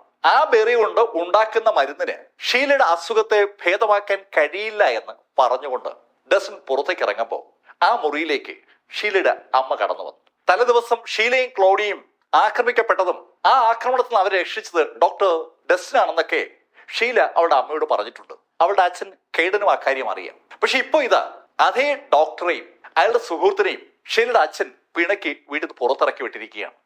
ഈ കാഴ്ച കണ്ടുകൊണ്ടാണ് ഷീലയുടെ അമ്മ ലില്ലി അങ്ങോട്ടേക്ക് വന്നത്. കേഡൻ അയാളുടെ വീട്ടിൽ നിന്ന് ഇറങ്ങി പോകുന്ന ഡസ്റ്റിനെയും ഹണ്ടർ ആൻഡേഴ്സനെയും അങ്ങനെ നോക്കി നിൽക്കുകയാണ്. കേഡന് ശരിക്കും നന്നായിട്ട് ദേഷ്യം വരുന്നുണ്ട്. ഈ സമയത്താണ് ലില്ലി നടന്ന് കേഡൻ അടുത്തെത്തിയതും ലില്ലി മേശപ്പുറത്തിരിക്കുന്ന ആ ടാബ്ലറ്റ് അവരുടെ കയ്യിലേക്ക് എടുത്തു. അത് കണ്ട കേഡൻ ലില്ലിയോട് പറഞ്ഞു, നീ ആ ടാബ്ലറ്റ് കളഞ്ഞേക്ക്. ഏയ്, എന്താ അങ്ങനെ പറയുന്നേ? ചിലപ്പോ ഇത് ഉപയോഗപ്പെട്ടാലോ? അങ്ങനെ പറഞ്ഞുകൊണ്ട് ലില്ലി ആ ടാബ്ലറ്റ് അവളുടെ ഷർട്ടിന്റെ പോക്കറ്റിലോട്ട് ഇട്ടു. ഭാര്യ അയാൾ പറഞ്ഞത് ചെയ്യാതെ ആ ടാബ്ലറ്റ് പോക്കറ്റിലോട്ട് ഇടുന്നത് കേഡനും കണ്ടു. കേഡൻ മറുപടി ഒന്നും പറഞ്ഞില്ല. കേഡന് ഡസ്റ്റിന്റെ ആ ഇടപെടൽ തീരെ അങ്ങോട്ട് ഇഷ്ടമായിട്ടില്ല. അയാളുടെ മകളുടെ അസുഖത്തെക്കുറിച്ച് ഡസ്റ്റിൻ പറഞ്ഞ കാര്യങ്ങളൊന്നും വിശ്വസിക്കാൻ അയാൾക്ക് പറ്റുന്നുമില്ല. പക്ഷേ ഏകദേശം ഒരു അരമണിക്കൂർ കഴിഞ്ഞപ്പോൾ കേഡനും ലില്ലിയും കൂടെ സംസാരിച്ചുകൊണ്ടിരിക്കുന്ന സമയത്ത് അകത്തുനിന്ന് ചില ആളുകൾ ഓടി വന്നു. ഷീല ശരിക്കും അസ്വസ്ഥയാണെന്ന് പറയാനായിട്ടാണ് അവിടേക്ക് ആളുകൾ ഓടി വന്നത്. കേട്ടതും കേഡൻ ലില്ലിയും അകത്തേക്ക് ഓടി. അവർ ഓടി ചെല്ലുമ്പോൾ എണ്ണത്തോണി പോലുള്ള ഒരു സംഭവത്തിനകത്ത് ഷീല കിടക്കുകയാണ്. ഷീലയുടെ ശരീരത്തിലെ ചൂട് നിലനിർത്താനായി പ്രത്യേകം തയ്യാറാക്കിയിരിക്കുന്ന ഒരു തോണിയിലാണ് ഷീല കിടക്കുന്നത്. എല്ലാ വർഷവും ഒരു മാസക്കാലത്തെ ഒരു വിശ്രമം തന്നെ ആ തോണിക്കകത്ത് ഷീലയ്ക്കുണ്ട്. ആ തോണിയിൽ ഷീല അങ്ങനെ കിടക്കുമ്പോൾ ഷീലയുടെ ശരീരത്തിലേക്ക് പതുക്കെ ഊർജം ഉണ്ടായി വരും. ആ ഊർജം എപ്പോഴെങ്കിലും കുറയുന്നു തോന്നുമ്പോൾ വീണ്ടും അവർ ഈ ഫുൾ ബ്രിഡ്ജ് മാൻഷനിലേക്ക് വന്ന് ആ തോണി കിടക്കും. ആ തോണി പ്രത്യേക രീതിയിൽ ഉണ്ടാക്കപ്പെട്ടിരിക്കുന്ന ഒന്നാണ്. ഷീലയുടെ ശരീരത്തിന് ചൂട് കൊടുക്കാൻ പറ്റുന്ന ചില ഇൻഗ്രീഡിയൻസ് ഒക്കെ ആ തോണിയുടെ നിർമ്മാണത്തിലും അകത്തുള്ള ആ ലേപനത്തിലൊക്കെ ഉണ്ട്. അകത്ത് എന്തോ ഒരു ദ്രാവകത്തിനകത്താണ് ഷീല കിടക്കുന്നത്. നമ്മൾ എണ്ണ തോണിക്കകത്ത് ആളിൽ കിടക്കുന്നത് പോലെയാണ് ഷീല കിടക്കുന്നതെന്ന് അർത്ഥം. ഷീലയുടെ അടുത്തേക്ക് ഓടി വന്ന കേഡനും അതുപോലെ ലില്ലിയും അടുത്തെത്തുമ്പോൾ തന്നെ ഞെട്ടിപ്പോവുകയാണ്. ആ തോണിക്കകത്തുള്ള എണ്ണ ഏതാണ്ട് ഉറഞ്ഞിരിക്കുകയാണ്. ഐസ് പോലെ തണുത്തിരിക്കുകയാണ് ആ എണ്ണ. തോണിയുടെ പുറത്തുമൊക്കെ ഏതാണ്ട് ഐസ് പറ്റിയതുപോലെ ഇരിക്കുകയാണ്. ആ തോണി പൂർണ്ണമായും ഏതാണ്ട് ഐസ് കെട്ട ആയി മാറുന്നത് പോലെ ഒരു അനുഭവം. ശരിക്കും അമ്പരപ്പോടെ ആ തോണിയിലേക്കും ഷീലയിലേക്കും നോക്കിയ കേടൻ ഓടി ഷീലയുടെ അടുത്തെത്തി. ഷീലയുടെ അടുത്തേക്ക് ഓടിയെത്തിയ കേടൻ ഷീലയുടെ മുഖത്തേക്കും ദേഹത്തേക്കൊക്കെ നോക്കുമ്പോൾ ശരിക്കും ഞെട്ടിപ്പോവുകയാണ്. ഷീലയുടെ ഇരു കൈകളും തോണിയുടെ പുറത്തുണ്ട്. തോണിയുടെ രണ്ട് വശത്തായിട്ട് അവൾ കൈ വച്ചിരിക്കുകയാണ്. ആ കൈകൾ രണ്ടും മരവിച്ചിരിക്കുകയാണ്. അവളുടെ മുഖത്ത് രക്തമില്ല. മോർച്ചറിയിൽ ഐസ് കട്ടയ്ക്കകത്ത് ആളുകളെ കിടത്തിയിരുന്നാൽ എന്ത് സംഭവിക്കുമോ അതുപോലെ ഡെഡ് ബോഡി പോലെ ഷീല കിടക്കുകയാണ്. അവളുടെ പുരികം പോലും ചലിക്കുന്നില്ല. ഭയന്നുപോയ ലില്ലി ആ തണുത്തുറഞ്ഞ കൈ പിടിച്ചു നോക്കുമ്പോൾ വളരെ വളരെ നേർത്തെന്ന് തോന്നാവുന്ന ഒരു ചെറിയ അനക്കം മാത്രം ആ കൈക്കുള്ളിലുണ്ട്. ഷീല അപ്പോഴും മരിച്ചിട്ടില്ല എന്നത് മാത്രമാണ് അത് കാണിക്കുന്നത്. അനവധി ഡോക്ടേഴ്സ് അവിടെയുണ്ട്. ആ ഡോക്ടേഴ്സ് ഒക്കെ അവരെ കൊണ്ട് പറ്റാവുന്ന രീതിയിലേക്ക് ഷീലയെ ഉണർത്താൻ ശ്രമിക്കുകയാണ്. ഷീല ഏതാണ്ട് മരിച്ചുപോലെ കിടക്കുകയാണ്. അത് കണ്ടതും ലില്ലി കേടനോട് പറഞ്ഞു, ഞാന് ആ ഗുളിയൊന്ന് കൊടുക്കുകയാണ്. ഏത് ഗുളിയ? ആ ഡോക്ടർ ഡസ് നൽകിയ ഗുളിയ. ശേ ലില്ലി, അത് കേടൻ, ഇതല്ലാതെ വേറെ എന്തോ മാർഗമാവുള്ളത്? കേടനോട് ലില്ലി അങ്ങനെ ചോദിക്കുമ്പോ കേടൻ അതിനൊരു മറുപടിയും പറയാനില്ല. ഡസ്റ്റൻ കൊടുത്തിരിക്കുന്ന മരുന്ന് ഫലിക്കുമെന്നോ ഫലിക്കില്ലെന്നോ അയാൾക്ക് പറയാൻ പറ്റില്ല. എന്തായാലും അവിടെ കയ്യിലുള്ള മരുന്നുകളും അവിടെയുള്ള ഡോക്ടേഴ്സിന്റെ സ്കിൽ സെറ്റ് ഒക്കെ കാര്യമായി ഉപയോഗിച്ചിട്ടും ഷീലയ്ക്ക് ഒരു മാറ്റവുമില്ല എന്നുള്ള കാര്യം മാത്രം അയാൾക്കറിയാം. അയാൾ നോക്കി നിൽക്കി ലില്ലി ആ ചുവന്ന നിറത്തുള്ള ടാബ്ലറ്റ് എടുത്ത് ഷീലയുടെ നാക്കിലോട്ട് വെച്ചു. ആ ടാബ്ലറ്റ് നാക്കിലോട്ട് വെച്ചിട്ട് അല്പം വെള്ളമെടുത്ത് ഷീലയുടെ വായിലോട്ട് ഒഴിക്കാനായിട്ട് ലില്ലി ശ്രമിക്കുമ്പോഴേക്കും ആ ടാബ്ലറ്റ് നാക്കിലിരുന്ന് അലിയുന്നത് അവർക്ക് കൃത്യമായിട്ട് കാണാം. അവർ നോക്കി നിൽക്കി ആ ടാബ്ലറ്റ് ഏതാണ്ട് അലിഞ്ഞില്ലാതായി. ആ ടാബ്ലറ്റ് അങ്ങനെ അലിഞ്ഞില്ലാതാകുമ്പോൾ അത് തന്നെ ഒരു അതിശയം ഉണ്ടാക്കുകയാണ്. അവിടെ മറ്റു മരുന്നുകളൊക്കെ കൊടുക്കാൻ ശ്രമിച്ച ഡോക്ടേഴ്സും അതുമായി അനുബന്ധപ്പെട്ട ആളുകളൊക്കെ അവിടെ ഉണ്ട്. മരുന്ന് അങ്ങനെ അങ്ങ് അലിഞ്ഞു പോകില്ല എന്ന് അവർക്കൊക്കെ അറിയാം. പക്ഷെ ഇപ്പൊ അവർ കണ്ട കാഴ്ച ആ ചുവന്നിർത്ത ടാബ്ലറ്റ് അലിഞ്ഞു തീരുന്നതാണ്. ആ ടാബ്ലറ്റ് അലിഞ്ഞു തീർന്നതും അതിൻ്റെതായ ഒരു മാറ്റം പെട്ടെന്ന് ഷീലയ്ക്ക് ഉണ്ടായി. ആദ്യം മാറ്റം ഉണ്ടായത് ഷീലയുടെ മുഖത്താണ്. മുഖം ഏതാണ്ട് ഫ്രീസ് ആയതുപോലെ ആയിരുന്നു. പെട്ടെന്നാണ് ആ മുഖത്ത് മാറ്റം ഉണ്ടായി തുടങ്ങിയത്. പതുക്കെ പതുക്കെ ആ മരവിപ്പ് മാറുകയാണ്. കേടനെയും ലില്ലിയും അമ്പരപ്പിച്ചുകൊണ്ട് കൃത്യം 1 മിനിറ്റ് ആയപ്പോ ഷീലയുടെ ആ മുഖത്തുണ്ടായിരുന്ന മഞ്ഞെല്ലാം മാറി. ഷീലയുടെ കൈകളിലേക്കും കാലുകളിലേക്കും ദേഹത്തും ഒക്കെ പതുക്കെ പതുക്കെ രക്തത്തിന്റെ നിറം വന്നു തുടങ്ങി. ശരീരത്തിന് ഒരു രക്തത്തിന്റെ നിറം ഉണ്ടല്ലോ, ആ നിറം ഷീലിൽ നിന്ന് ഏതാണ്ട് നഷ്ടമായിരിക്കായിരുന്നു. അത് പതുക്കെ പതുക്കെ മടങ്ങി വരികയാണ്. ഏകദേശം ഒരു 4 മിനിറ്റ് കഴിഞ്ഞപ്പോ ഷീല കണ്ണു തുറന്നു. ശരിക്കും ഒരു അമ്പരപ്പ് അവളുടെ മുഖത്തുണ്ട്. അമ്പരപ്പോടെ അവൾ ആദ്യം കണ്ടത് അവളുടെ അച്ഛനെയാണ്. അച്ഛനെ കണ്ടത് അവൾക്ക് ഭയങ്കര സന്തോഷം. കേടന് എന്തെങ്കിലും പറയുന്നതിന് മുമ്പ് ലില്ലി ഷീലയോട് പറഞ്ഞു, മോളെ, ഡോക്ടർ ഡസ് നൽകിയ ഗുളികയാണ് നിന്നെ ഇപ്പൊ രക്ഷിച്ചത്. ആണോ അമ്മ? അത് കേട്ടപ്പോ പെട്ടെന്ന് ഷീലയുടെ മുഖത്ത് ഒരു ശരിക്കും സന്തോഷം വരികയാണ്.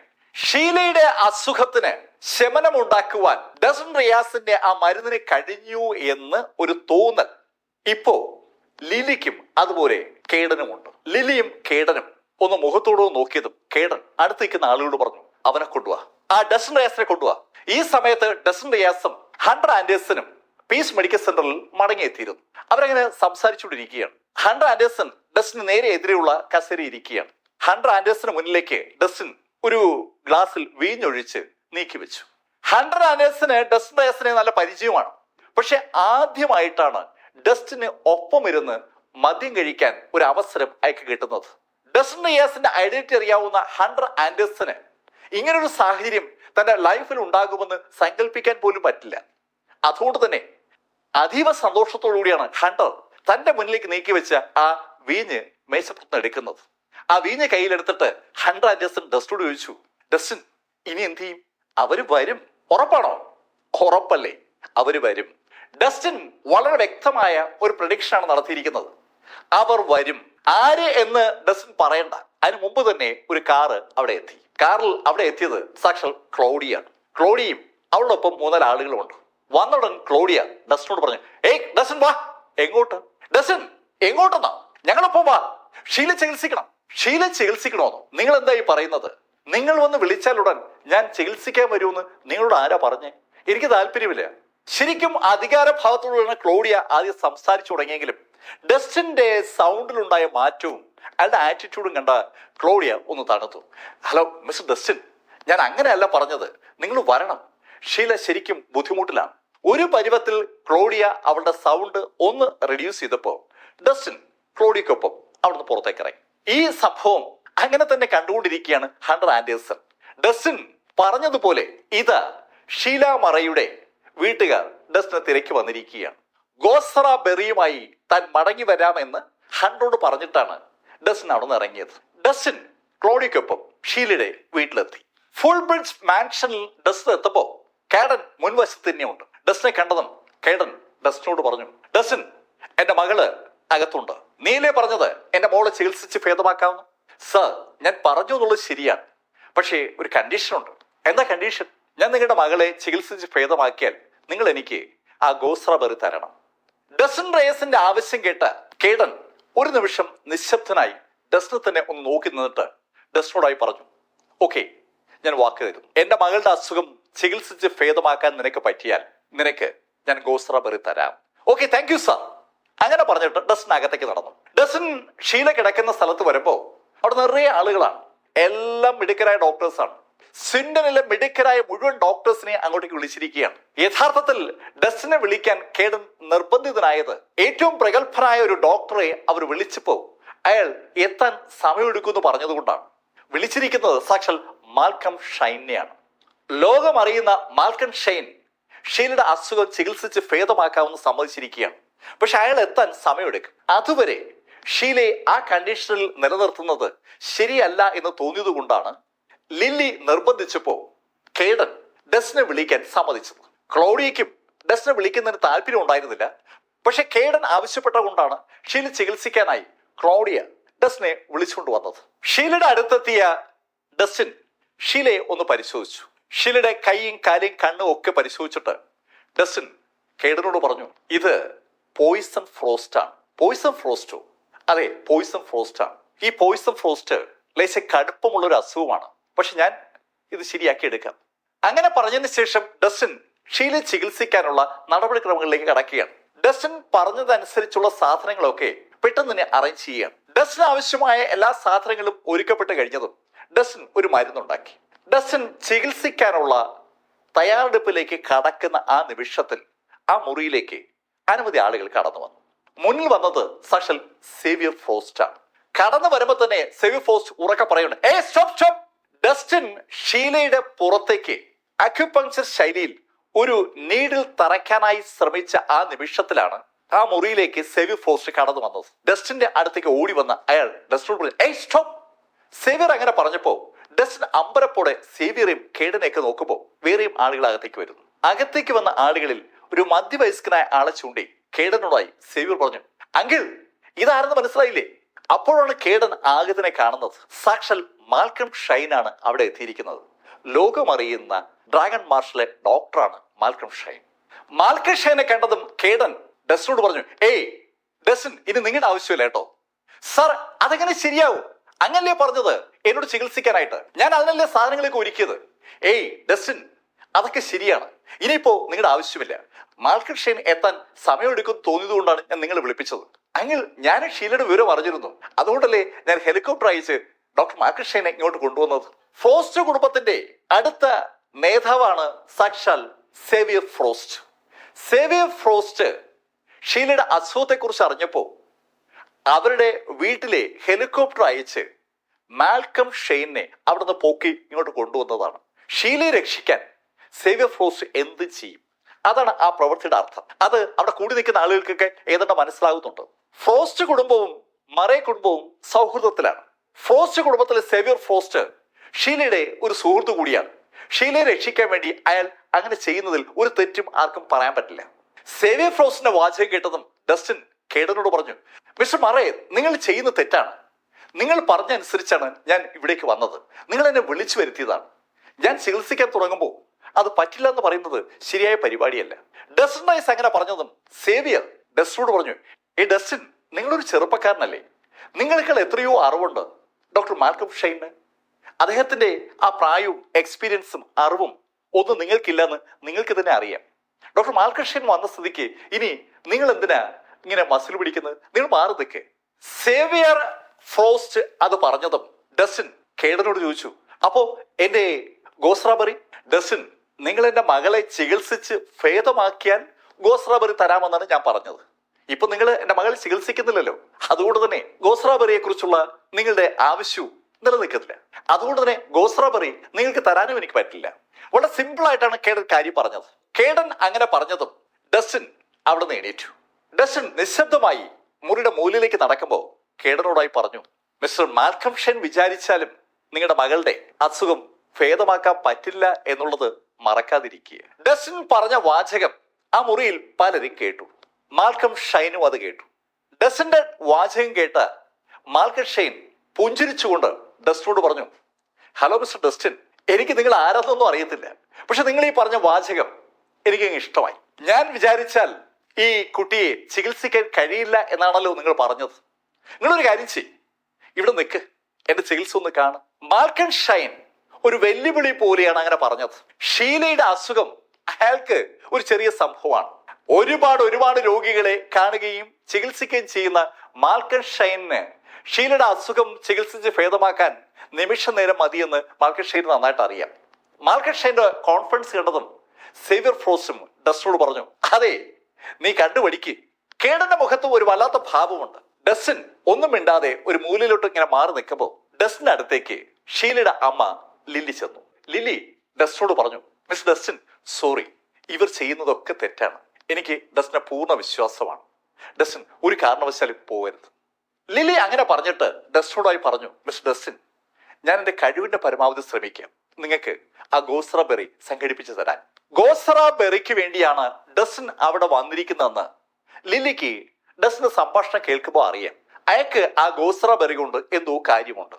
അതും ലില്ലിക്ക് മനസ്സിലായി. ഗോസ്രാബെറി ഇല്ലാതെ ഷീലയെ ചികിത്സിച്ച് ഭേദമാക്കാൻ മാൽക്കം ഷൈന് കഴിഞ്ഞാൽ സ്വാഭാവികമായിട്ട് ആ ഗോസ്രാബെറി ഡസ്റ്റിന് വിൽക്കുന്നതിൽ ഒരു തെറ്റുമില്ല എന്നൊരു അഭിപ്രായമാണ് ലില്ലിക്കുള്ളത്. ലില്ലി ആ ഒരു ശൈലിയിലാണ് ആ കാര്യത്തെ കാണുന്നത്. ഈ സമയത്ത് മാൽക്കം ഷൈൻ ചികിത്സ ആരംഭിച്ചു. അയാള് ഷീലയെ നന്നായിട്ടൊന്ന് പരിശോധിച്ചതിന് ശേഷം അയാൾ കുറച്ച് നീഡിലുകൾ പുറത്തെടുത്തു. അക്യുപങ്ക്ചർ നീഡിലുകളാണ്. ഷീലയുടെ പ്രഷർ പോയിന്റുകൾ ഐഡന്റിഫൈ ചെയ്ത് ആ പ്രഷർ പോയിന്റുകളിലേക്ക് വളരെ സൂക്ഷ്മതയോടുകൂടി മാൽക്കം ഷൈൻ ആ അക്യുപങ്ക്ചർ നീഡിലുകൾ പതുക്കെ താഴ്ത്തി തുടങ്ങുകയാണ്. 1 ഡസൻ അക്യുപങ്ക്ചർ നീഡിലുകൾ ഷീലയുടെ ദേഹത്ത് വിവിധ ഭാഗങ്ങളിലായി താഴ്ത്തിയതിനു ശേഷം ഒരു നീഡിൽ അയാൾ കൃത്യം ഷീലയുടെ ഉച്ചി തന്നെ താഴ്ത്തി. ആ നീഡിൽ താഴ്ന്നതും പെട്ടെന്നാണ് മാറ്റം ഉണ്ടായത്. ഷീലയുടെ പുറത്തുണ്ടായിരുന്ന തണുപ്പ് അതിവേഗം മാറി തുടങ്ങി. കൃത്യം 1 മിനിറ്റ് കഴിഞ്ഞപ്പോൾ ഷീലയുടെ പുറത്തുണ്ടായിരുന്ന ആ തണുപ്പും ആ മരവിപ്പും ഒക്കെ ഏതാണ്ട് പൂർണ്ണമായി മാറി. ഷീലയുടെ മുഖത്ത് ശരിക്കും രക്തം ഇരച്ചു കയറിയിരിക്കുകയാണ്. അവളുടെ മുഖം ഏതാണ്ട് സാധാരണഗതിയിലേക്ക് മാറിയിരിക്കുകയാണ്. ഈ കാഴ്ച അവിടെ കൂടിയിരിക്കുന്ന മുഴുവൻ ആളുകളെയും സന്തോഷിപ്പിക്കുകയാണ്. അതേ സമയത്ത് സേവിയർ ഫ്രോസ്റ്റ് ഡസ്റ്റിന് നേരെ തിരിഞ്ഞു. മിസ്റ്റർ ഡസ്റ്റിൻ, ഇപ്പൊ എന്തു പറയുന്നു? ആളുകളെ വിലമതിക്കാൻ പഠിക്കണം. മിസ്റ്റർ മാൽക്കം ഷൈൻ ഈ ലോകം അറിയുന്ന നമ്മുടെ ഡോക്ടറാണ്. അദ്ദേഹം ഒരു കാര്യം പറയുമ്പോൾ അത് കാര്യമുണ്ടാകുമെന്ന് എല്ലാവർക്കും അറിയാം. നീ ഒരു സാധാരണ ചെറുപ്പക്കാരനാണ്. അവിടുന്ന് ഇവിടുന്ന് എന്തൊക്കെയോ കുറച്ച് കാര്യങ്ങൾ പഠിച്ചു എന്നല്ലാതെ നിനക്ക് സത്യത്തിൽ ഈ ചികിത്സയുമായി ബന്ധിപ്പിച്ച് എന്ത് വിവരമാ ഉള്ളത്, എന്താ അറിയാന്നുള്ളത്? സേവിയർ ഫ്രോസ്റ്റ് ഡസ്റ്റിനെ ഏതാണ്ട് നിർത്തി വധിക്കുകയാണ്. സേവിയർ ഫ്രോസ്റ്റ് അങ്ങനെ പറഞ്ഞതും മാൽക്കം ഷൈൻ ഡസ്റ്റിന് നേരെ തിരിഞ്ഞു. മിസ്റ്റർ ഡസ്റ്റിൻ, നിങ്ങളല്ലേ പറഞ്ഞത് എനിക്ക് മിസ് ഷീലയെ ചികിത്സിച്ച് ഭേദമാക്കാൻ കഴിയില്ല എന്ന്? അത് കേട്ടുകൊണ്ട് കേഡനും അവിടേക്ക് വന്നു. കേഡനും ഡസ്റ്റിനോട് പറഞ്ഞു, മിസ്റ്റർ ഡസ്റ്റിൻ, നിങ്ങൾ ഇവിടെ വന്നത് വെറുതെയായി എന്ന് നിങ്ങൾ വിചാരിക്കേണ്ട കേട്ടോ. നിങ്ങൾക്ക് ആവശ്യമായ പ്രതിഫലം നൽകാൻ ഞാൻ ഏർപ്പാടാക്കിയിട്ടുണ്ട്. എനിക്ക് പ്രതിഫലമായിട്ട് വേണ്ടത് ഗോസ്രാബെറിയാണ്. ഡസ്റ്റിൻ, ഞാൻ പറഞ്ഞല്ലോ, ഷീലയെ ചികിത്സിച്ച് ഭേദമാക്കുന്ന ആൾക്കാണ് ഞാനത് കൊടുക്കുന്നത്. നീ എന്തായാലും എന്റെ മകളെ ചികിത്സിച്ചില്ല, അതുകൊണ്ട് തന്നെ എനിക്ക് അത് നിനക്ക് തരാനും പറ്റില്ല. കേഡൻ അത് പറഞ്ഞതും പെട്ടെന്ന് ലില്ലിയുടെ ശബ്ദം കേട്ടു. ഏയ് ഇങ്ങോട്ട് നോക്കി. ലില്ലിയുടെ ശബ്ദം കേട്ട് എല്ലാവരും ആ ഭാഗത്തേക്ക് തിരിഞ്ഞപ്പോ ഷീലയുടെ അടുത്തിരിക്കുന്ന ലില്ലി അമ്പരപ്പോടെ ഷീലയുടെ മുഖത്തേക്ക് നോക്കുന്നതാണ് അവർ കണ്ടത്. സകലരും ഓടിയെത്തിയപ്പോ ആ കാഴ്ച അവർക്കൊക്കെ കാണാം. ഷീലയുടെ കൈകളും മുഖവും ഒക്കെ പതുക്കെ പതുക്കെ മരവിച്ചു തുടങ്ങിയാണ്. നോക്കി നിൽക്കേ ഷീലയുടെ ശരീരം മുഴുവൻ പെട്ടെന്ന് കട്ടിയായി, പഴയതുപോലെ മരവിച്ചു. ഷീലയുടെ അടുത്തേക്ക് ഓടി വന്ന മാൽക്കൺ ഷെയ്ൻ വിശ്വസിക്കാനാവാതെ ഷീല തന്നെ നോക്കി നിൽക്കുകയാണ്. ഏയ് ഇതെന്തു പറ്റി? ഇതെങ്ങനെ സംഭവിക്കേണ്ടതല്ലോ. മാൽക്കൺ ഷെയ്ൻ ശരിക്കും ശ്രദ്ധിച്ചാണ് ചികിത്സിച്ചത്. അക്യുപങ്ക്ചർ പോയിന്റുകൾ കൃത്യമായി ഐഡന്റിഫൈ ചെയ്ത് അവിടേക്ക് നീഡിൽ ചെയ്തു, അതുപോലെ മരുന്നും കൊടുത്തു. സാധാരണഗതിയിൽ ഇതുപോലെ ശരീരം തണുക്കുമ്പോൾ ചെയ്യുന്ന എല്ലാ ചികിത്സയും അയാൾ ചെയ്തതാണ്. പക്ഷെ പെട്ടെന്ന് ഇതാ പേഷ്യന്റിന് വീണ്ടും തണുപ്പ് ബാധിച്ചിരിക്കുകയാണ്. മാൽക്കൺ ഷെയ്ൻ വീണ്ടും ഷീലയുടെ അടുത്തേക്ക് കുനിഞ്ഞ് പഴയതുപോലെ അക്യുപങ്ക്ചർ പോയിന്റുകളിൽ വീണ്ടും നീഡിലുകൾ തറച്ചു. ആ 12 നീഡിലുകളും തലയുടെ മുകളിൽ ഒരു നീഡിലും. ഏകദേശം 1 മിനിറ്റോളം ആ നീഡിലുകൾ വെച്ചിട്ട് ആ നീഡിലുകൾ വലിച്ചൊരുന്നതോടുകൂടി വീണ്ടും ഷീലയുടെ മുഖത്ത് പഴയതുപോലെ പ്രസാദമായി, രക്തപ്രസാദം വന്നു. ഷീല ആരോഗ്യവതിയായി. പക്ഷെ 2 മിനിറ്റ് കഴിഞ്ഞപ്പോൾ പിന്നെയും ഷീലയുടെ ബോഡി തണുത്തു തുടങ്ങി. വീണ്ടും മാൽക്കൺ ഷെയ്ൻ അത് ആവർത്തിച്ചു. ഈ പ്രക്രിയ ഏകദേശം 1/2 ഡസൻ തവണ ആവർത്തിച്ചു. 6 തവണ മാൽക്കൺ ഷെയ്ൻ ഒരേ ആക്ടിവിറ്റി ചെയ്തിട്ടും ഷീലയുടെ ശരീരത്തിന്റെ തണുപ്പ് മാറ്റാൻ അയാൾക്ക് പറ്റുന്നില്ല എന്നുള്ള കാര്യം അയാൾക്ക് പൂർണ്ണമായും ബോധ്യമായി. ഈ കാഴ്ച കണ്ടുകൊണ്ട് നിൽക്കുകയാണ് ആ ഹാളിലെ മുഴുവൻ ആളുകളും. കേഡൻ മറയും ലില്ലിയും ഏതാണ്ട് സ്തംഭിച്ച് നിൽക്കുകയാണ്. സേവ്യർ ഫ്രോസ്റ്റും ഏതാണ്ട് അതേ അവസ്ഥ തന്നെയാണ്. മാൽക്കൺ ഷെയ്നെ ഹെലികോപ്റ്റർ ഉപയോഗിച്ച് വിളിച്ചു വരുത്തി അവിടെ ഷീലയെ രക്ഷിക്കാൻ ഒരു ശ്രമം നടത്തിയ സേവ്യർ ഫ്രോസ്റ്റും ക്ലോഡിയും ഉൾപ്പെടെ എല്ലാ ആളുകളും ഏതാണ്ട് സ്തംഭിച്ച് നിൽക്കുമ്പോൾ ലില്ലി അന്തം വിട്ട് മാൽക്കൺ ഷെയ്നോട് ചോദിച്ചു, ഡോക്ടർ എന്റെ മോളെ രക്ഷിക്കാൻ പറ്റില്ലേ? ലില്ലിയുടെ ആ ചോദ്യം അതുവരെ ലില്ലി രക്ഷിക്കുന്ന ആക്ടിവിറ്റിയിൽ മാത്രം ഒഴുകി നിന്ന മാൽക്കൺ ഷെയ്നെ ഒന്ന് പിടിച്ചു ഉലയ്ക്കുകയാണ്. അയാൾ തല ഉയർത്തി ലില്ലിയോടും കേഡനോടുമായി പറഞ്ഞു, സോറി, എന്നെ കൊണ്ട് പറ്റില്ല, ഞാൻ പരാജയപ്പെട്ടിരിക്കുന്നു. ലോകമറിയുന്ന ഡ്രാഗൺ മാർഷിന്റെ ഏറ്റവും പ്രഗത്ഭനായ ഡോക്ടർമാരിൽ ഒരാളായ മാൽക്കൺ ഷെയ്ൻ ഇതാ പരാജയം സമ്മതിച്ചിരിക്കുന്നു. മാൽക്കൺ ഷെയ്ൻ പരാജയപ്പെട്ടിരിക്കുന്ന സ്ഥിതിക്ക് ഇനി ആർക്കും ഷീലയെ രക്ഷിക്കാൻ കഴിയില്ല. ഷീലയുടെ മരണം ഏതാണ്ട് 100% ഉറപ്പായിരിക്കുന്നു. അവളുടെ ശരീരം ഏതാണ്ട് തണുത്ത് മരവിച്ചു തുടങ്ങിയിരിക്കുകയാണ്. ശരീരത്തിൽ രക്തത്തിന്റെ ഒരു ലാഞ്ചനയും ഇല്ല എന്ന് വേണമെങ്കിൽ നമുക്ക് പറയാം. മാൽക്കൺ ഷെയ്ൻ തോൽവി സംബന്ധിച്ച് പിന്മാറിയപ്പോ ശരിക്കും ഒരു നിശബ്ദത ആ ഹാളിനകത്തുണ്ട്. സകലരും അമ്പരപ്പോടെ ഷീലയെ തന്നെ നോക്കുകയാണ്. ഷീല നിശ്ചലായി കിടക്കുകയാണ്, ഒരു അനക്കവുമില്ല. ശ്വാസം ഏത് നിമിഷം പോലും നിന്നു പോകാനുള്ള സർവ്വസാധ്യതയുമുണ്ട്. പെട്ടെന്ന് ലില്ലി ഒന്ന് ഞെട്ടിത്തിരിഞ്ഞ് ഡസ്റ്റിനെ നോക്കി. ഡസ്റ്റിന് ഈ കാഴ്ചയെ കണ്ട് മാറി നിൽക്കുകയാണ്. ഡസ്റ്റിനടുത്തേക്ക് ഓടിയെത്തിയ ലില്ലി ഡസ്റ്റിനെ കൈപിടിച്ച് കുലിക്കൊണ്ട് ഡസ്റ്റിനോട് പറഞ്ഞു, ഡസ്റ്റിൻ പ്ലീസ് എന്റെ മോളെ രക്ഷിക്കണം. ശരിക്കും അപ്രതീക്ഷിതമായിട്ടുള്ള ലില്ലിയുടെ പെരുമാറ്റം കേഡനെയും ഒന്ന് പിടിച്ചു കുലുക്കി. കേഡനും ഓടി ഡസ്റ്റിനടുത്ത് വന്നു, ഡസ്റ്റിൻ പ്ലീസ് എന്റെ മോളെ രക്ഷിക്കണം. നിങ്ങൾ പറഞ്ഞതല്ലേ മോളെ രക്ഷിക്കാൻ പറ്റുമെന്ന്? അതെ, ഞാൻ പറഞ്ഞത് ശരിയാണ്. ഞാൻ നിങ്ങളുടെ മോളെ രക്ഷിക്കാം. പകരം നിങ്ങൾ ഗോസ്ട്രോബെറി എനിക്ക് നൽകണം.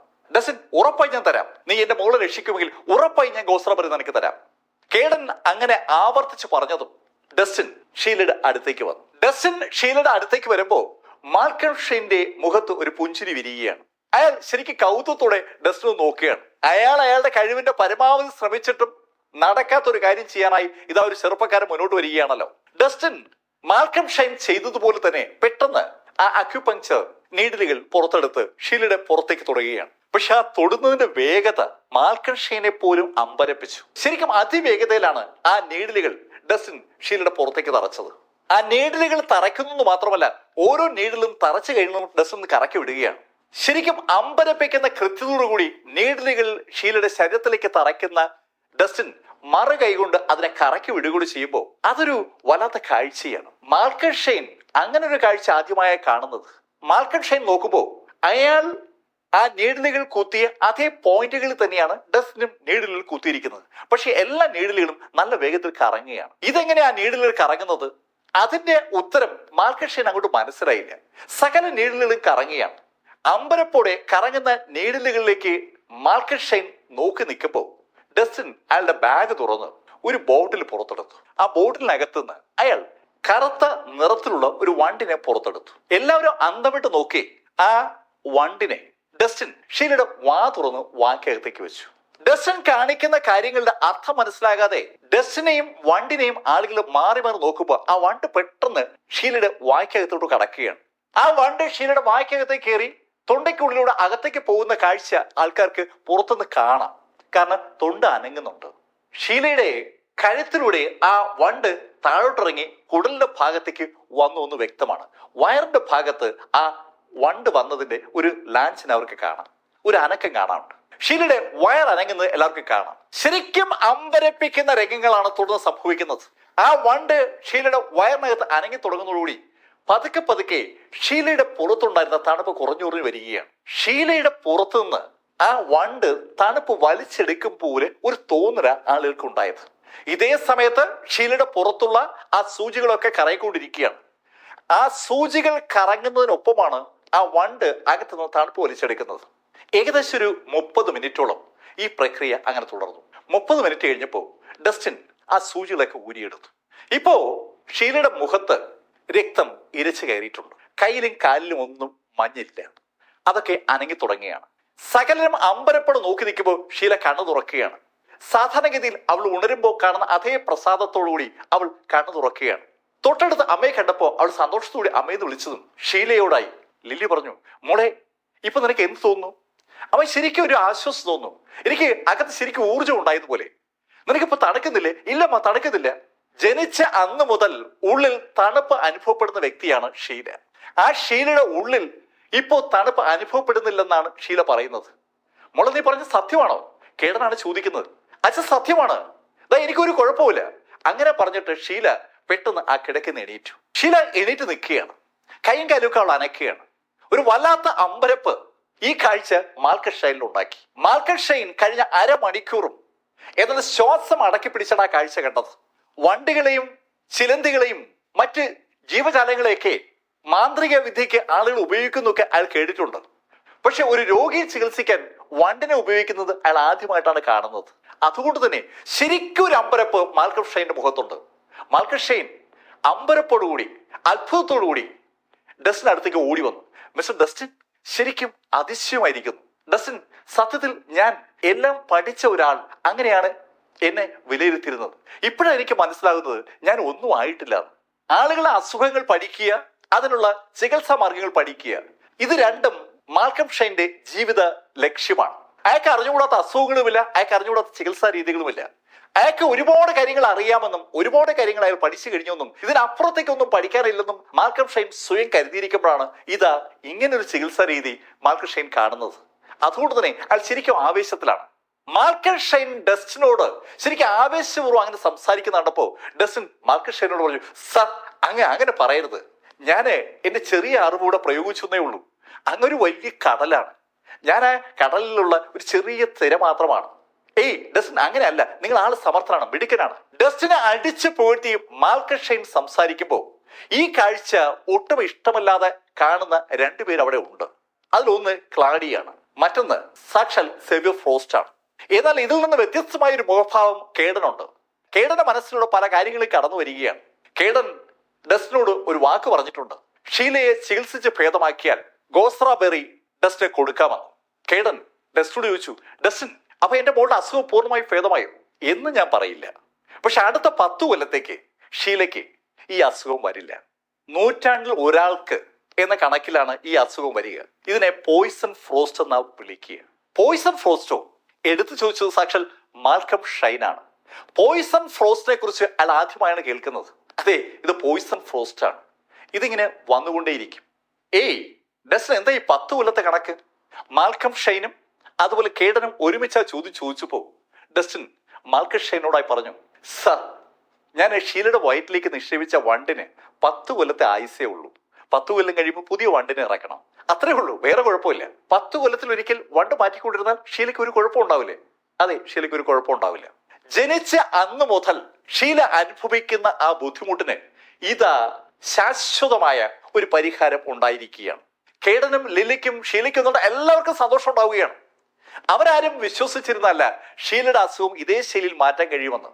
ഇപ്പൊ ഇതാ ഡസ്റ്റിൻ റയസ് ഒരു ദൈവദൂതനെ പോലെ അവരുടെ മുന്നിൽ വന്ന് പരിഹാരം ഉണ്ടാക്കിയിരിക്കുകയാണ്. ഡസ്റ്റിൻ കേഡന് നേരെ തിരിഞ്ഞു. കേഡനോടായി പറഞ്ഞു, മിസ്റ്റർ കേഡൻ, ഞാൻ എൻ്റെ വാക്ക് പാലിച്ചു, ഇനി നിങ്ങൾ നിങ്ങളുടെ വാക്ക് പാലിക്കണം. അത് കേട്ടതും കേഡൻ ക്ലോഡിയോട് പറഞ്ഞു, മിസ് ഡസ്റ്റിനെ നീ ലോഞ്ചിൽ കൊണ്ടിരുത്ത്. ആ ബിൽഡിങ്ങിൽ അനവധി മുറികളുണ്ട്. സന്ദർശകർ ഇരിക്കുന്ന മുറിയാണ് ലോഞ്ച്. അവിടേക്കാണ് ഡസ്റ്റിനെ ക്ലോഡിയ കൊണ്ടുവന്നത്. ക്ലോഡിയയ്ക്ക് ഡസ്റ്റിനെ ഇപ്പൊ ലഭിച്ചിരിക്കുന്ന ആ സ്വീകരണത്തിൽ അത്ര സന്തോഷമൊന്നുമില്ല. ക്ലോഡിയ ഡസ്റ്റിനെ ലോഞ്ചിൽ കൊണ്ടിരുത്തിയിട്ട് ഡസ്റ്റിനോട് പറഞ്ഞു, മിസ്റ്റർ ഡസ്റ്റിൻ, നിങ്ങൾ ശരിക്കും അഹങ്കരിക്കുന്നു വേണ്ട. അബദ്ധവശാൽ മിഷേലിന്റെ അസുഖം ഭേദമായതാണെന്ന് എനിക്ക് മനസ്സിലായി. ക്ലോഡിയ അങ്ങനെ പറഞ്ഞതും ഡസ്റ്റിൻ ക്ലോഡിയോട് ചോദിച്ചു, എന്നാ പിന്നെ മിസ് ക്ലോഡിയയ്ക്ക് മിഷേലിന്റെ അസുഖം ഒന്ന് ഭേദമാക്കിയ പോരായിരുന്നോ? എന്തിനാ എന്നെ വിളിച്ചു വരുത്തിയത്? ക്ലോഡിയ അതിന് മറുപടി ഒന്നും പറയാതെ ഡസ്റ്റിനെ ഒന്ന് തറപ്പിച്ച് നോക്കിയിട്ട് അകത്തേക്ക് പോയി. ഡസ്റ്റിൻ അവിടെ കാത്തിരിക്കുകയാണ്. 5 മിനിറ്റായി, 10 മിനിറ്റായി, അരമണിക്കൂറായി. ഏകദേശം 1 മണിക്കൂറായപ്പോഴാണ് ഡസ്റ്റിന്റെ അടുത്തേക്ക് സാക്ഷാൽ കേഡൻ കടന്നു വരുന്നത്. കേഡനൊപ്പം സേവ്യർ ഫ്രോസ്റ്റും ഉണ്ട്. ഡസ്റ്റിന്റെ എതിരെയുള്ള കസേരയിൽ വന്നിരുന്ന കേഡൻ ഒരു ബോക്സ് ഡസ്റ്റിന്റെ മുന്നിലേക്ക് വെച്ചു. ഒരു ചെറിയ ബോക്സ് ആണ്. ഡസ്റ്റിൻ ആ ബോക്സ് നോക്കി. ഡസ്റ്റിൻ ആ ബോക്സ് തുറന്നപ്പോ അതിനകത്ത് ഒരു ചെക്കാണ്. ഇതെന്തിനാ ചെക്ക്? ഡസ്റ്റിൻ, നീ എന്റെ മകളെ രക്ഷിച്ചല്ലേ, അത് പ്രതിഫലമാണ്. ഹലോ, എനിക്ക് ഈ ചെക്കൊന്നും വേണ്ട, എനിക്ക് പണം വേണ്ട, എനിക്ക് ആ ഗോസ്ട്രാബെറി മതി. ഡസ്റ്റിൻ, ഗോസ്ട്രാബെറി തരാൻ പറ്റില്ല. ഗോസ്ട്രാബെറി തരാൻ പറ്റില്ലെന്ന്? അതെ ഡസ്റ്റിൻ, ഗോസ്ട്രാബെറി തരാൻ പറ്റില്ല. അതിന് വേറെ ആവശ്യക്കാരുണ്ട്. അതിന് പകരമാണ് ഞാൻ ഈ ചെക്ക് തരുന്നത്. പക്ഷെ കേഡൻ, നിങ്ങൾ വാക്ക് പാലിക്കണം. കഥയുടെ ഈ ഭാഗം ഞാനിവിടെ അവസാനിപ്പിക്കുന്നു. ഇതുവരെ എം ലൈഫിൽ നിന്ന് ഡസ്റ്റിൻ റിയാസിന്റെ കഥ നിങ്ങളോട് പറഞ്ഞത് BS ചന്ദ്രമോഹൻ. എല്ലാവരും സന്തോഷത്തോടു കൂടി 2024 വരവേൽക്കുക. എല്ലാവർക്കും നല്ലത് മാത്രം വരട്ടെ എന്ന് മാത്രം പ്രാർത്ഥിക്കുന്നു. സ്നേഹപൂർവ്വം BS ചന്ദ്രമോഹൻ. Thank you.